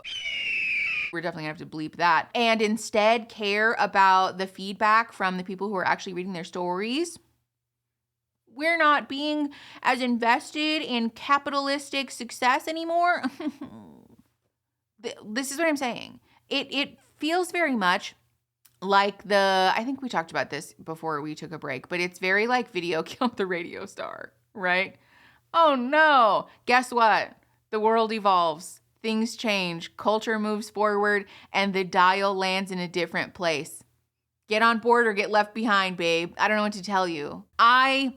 I'm not going to say that I don't care about people's education, because it is important. People's ability to educate themselves, and especially their ability to engage critically with the world around them and to form critical thought about the trends and political issues and all of the things that are happening, is the way that we protect ourselves and that we ensure the safety of our communities and prevent, for example, history repeating itself. But our access to those things doesn't have anything to do with fan fiction. It has everything to do with the way that our government has decided to, in a very concerted and obvious and intentional way, disenfranchise folks from their free and easy access to those things. That's not something that fan fiction is going to change or not change. Who doesn't want their story to be read over 18 million times? I sure would like that, and I'm not ashamed to admit it. We all would. Clearly. But the question that I always come back to is how that popularity is being cultivated and built. Many young, inexperienced writers will look at how this writer managed to capture the hearts of 18 million readers, and they will imitate it in fan fiction and in original works. And that imitation very rarely has anything to do with true literary betterment. It rather focuses on emotional satisfaction, appropriate fan service, proper representation, and so on. These are not literary concerns. These are not important, and their prevalence in literary pursuits is killing the quality of storytelling across all mediums. No, it's not. Fan fiction. You know what's killing the quality of media across all mediums? Capitalism. Because publishers care about what sells. They're encouraging writers to copy popular fan fiction stories, not because they don't care about literary quality, but because they care about money. I mean, they don't care about literary quality, let's be very clear, but they care about money. But that doesn't have anything to do with fan fiction writers specifically being of immoral repute. Instead, it has everything to do with the way that our world prioritizes money over the existence of interesting and niche and quality and novel creative pursuits. Readers shape the market. Fan fiction writers produce the works, and so the world of storytelling has gradually taken on the image and likeness of fan fiction. What to do about it? Easy. Stop reading fanfiction. Yeah, I know. I said that what you read is your business, but if you really want to be a better writer or even protect your brain, I strongly encourage you to reconsider reading all that self-indulgent fanfiction. If you don't like it, vote with your money. Stop buying books that don't support the things that you agree with, right? This is a tale as old as time. This is true across all issues. If you don't agree with what an author stands for, a company stands for, the norms that something is perpetuating, don't engage with it in a way that gives those people money. I don't fuck with the way that Target yanked DEI as soon as humanly fucking possible after they got the fucking green light, so I don't fucking shop at Target anymore, right? I personally am a big fucking fan of the way that Costco refuses to change the price of some of their items simply because they care about their consumers. And I really fuck with the way that Costco as a company actually cares so much about the quality of their items that other companies have to conduct audits that their product has to like meet a certain minimum quality level, and Costco holds the line so that these other companies can't continue to degrade the quality of their products. So I'm going to keep my goddamn Costco membership, even though I have to drive an ungodly amount of time to get to a fucking Costco. I don't fuck with the way that Colleen Hoover represents abusive relationships in her books, so I don't fucking read them. I don't engage with them. I don't buy them. See? It's a very simple equation. None of it has to do with policing what other people are doing. See how that's like really not that difficult? We can encourage our communities to rally behind a cause and therefore, for example, boycott companies that support a genocide and greenlight abusive and shitty behavior, right? And so encouraging people to do that and to take up a cause that they also care about is very different than saying the thing that you read in your private time is single-handedly supporting the decline of our entire society, and so therefore I think you're disturbed and depraved and perverse if you read it. Those are very different things. One is shame-based and another is empowerment-based. See how those are different? Use your noodle. I know you know how to use it. You come across a book and the author's bio says, "Oh yeah, I love reading fanfic." Don't read it. Stop rewarding the publisher's lazy commitment to literary shortcuts. If you're a writer, stop writing self-indulgent fanfiction.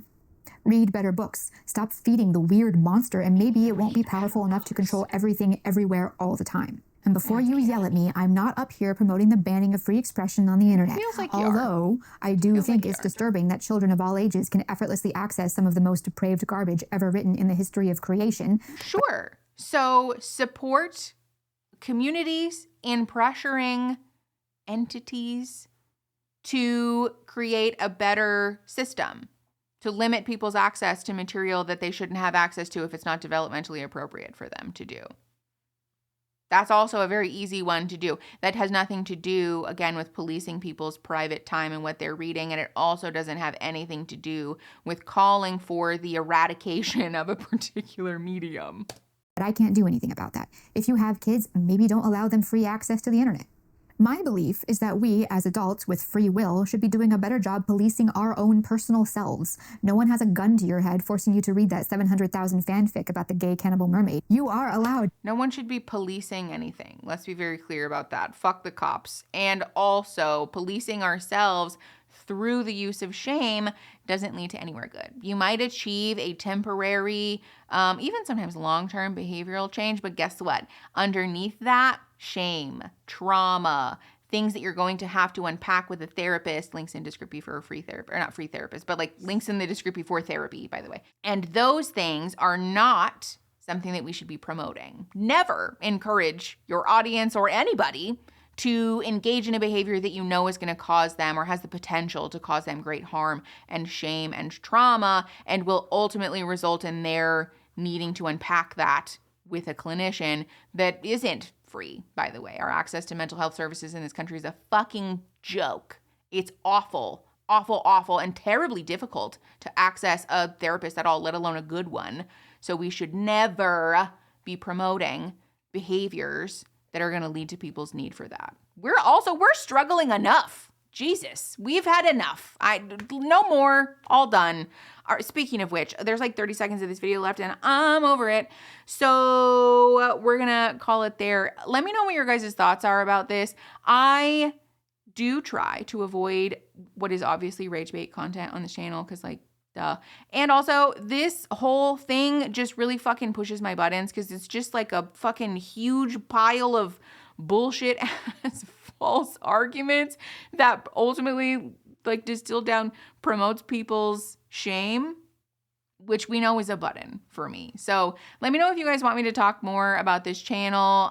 It seems like she realized that her last video that was like a rage bait nightmare was successful. So we're probably going to get more rage bait. So let me know what you think.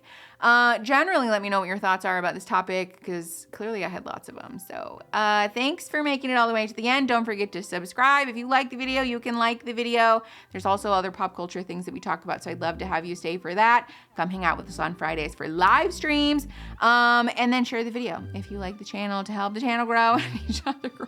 Jesus. I'll see you guys next Saturday. Okay, bye.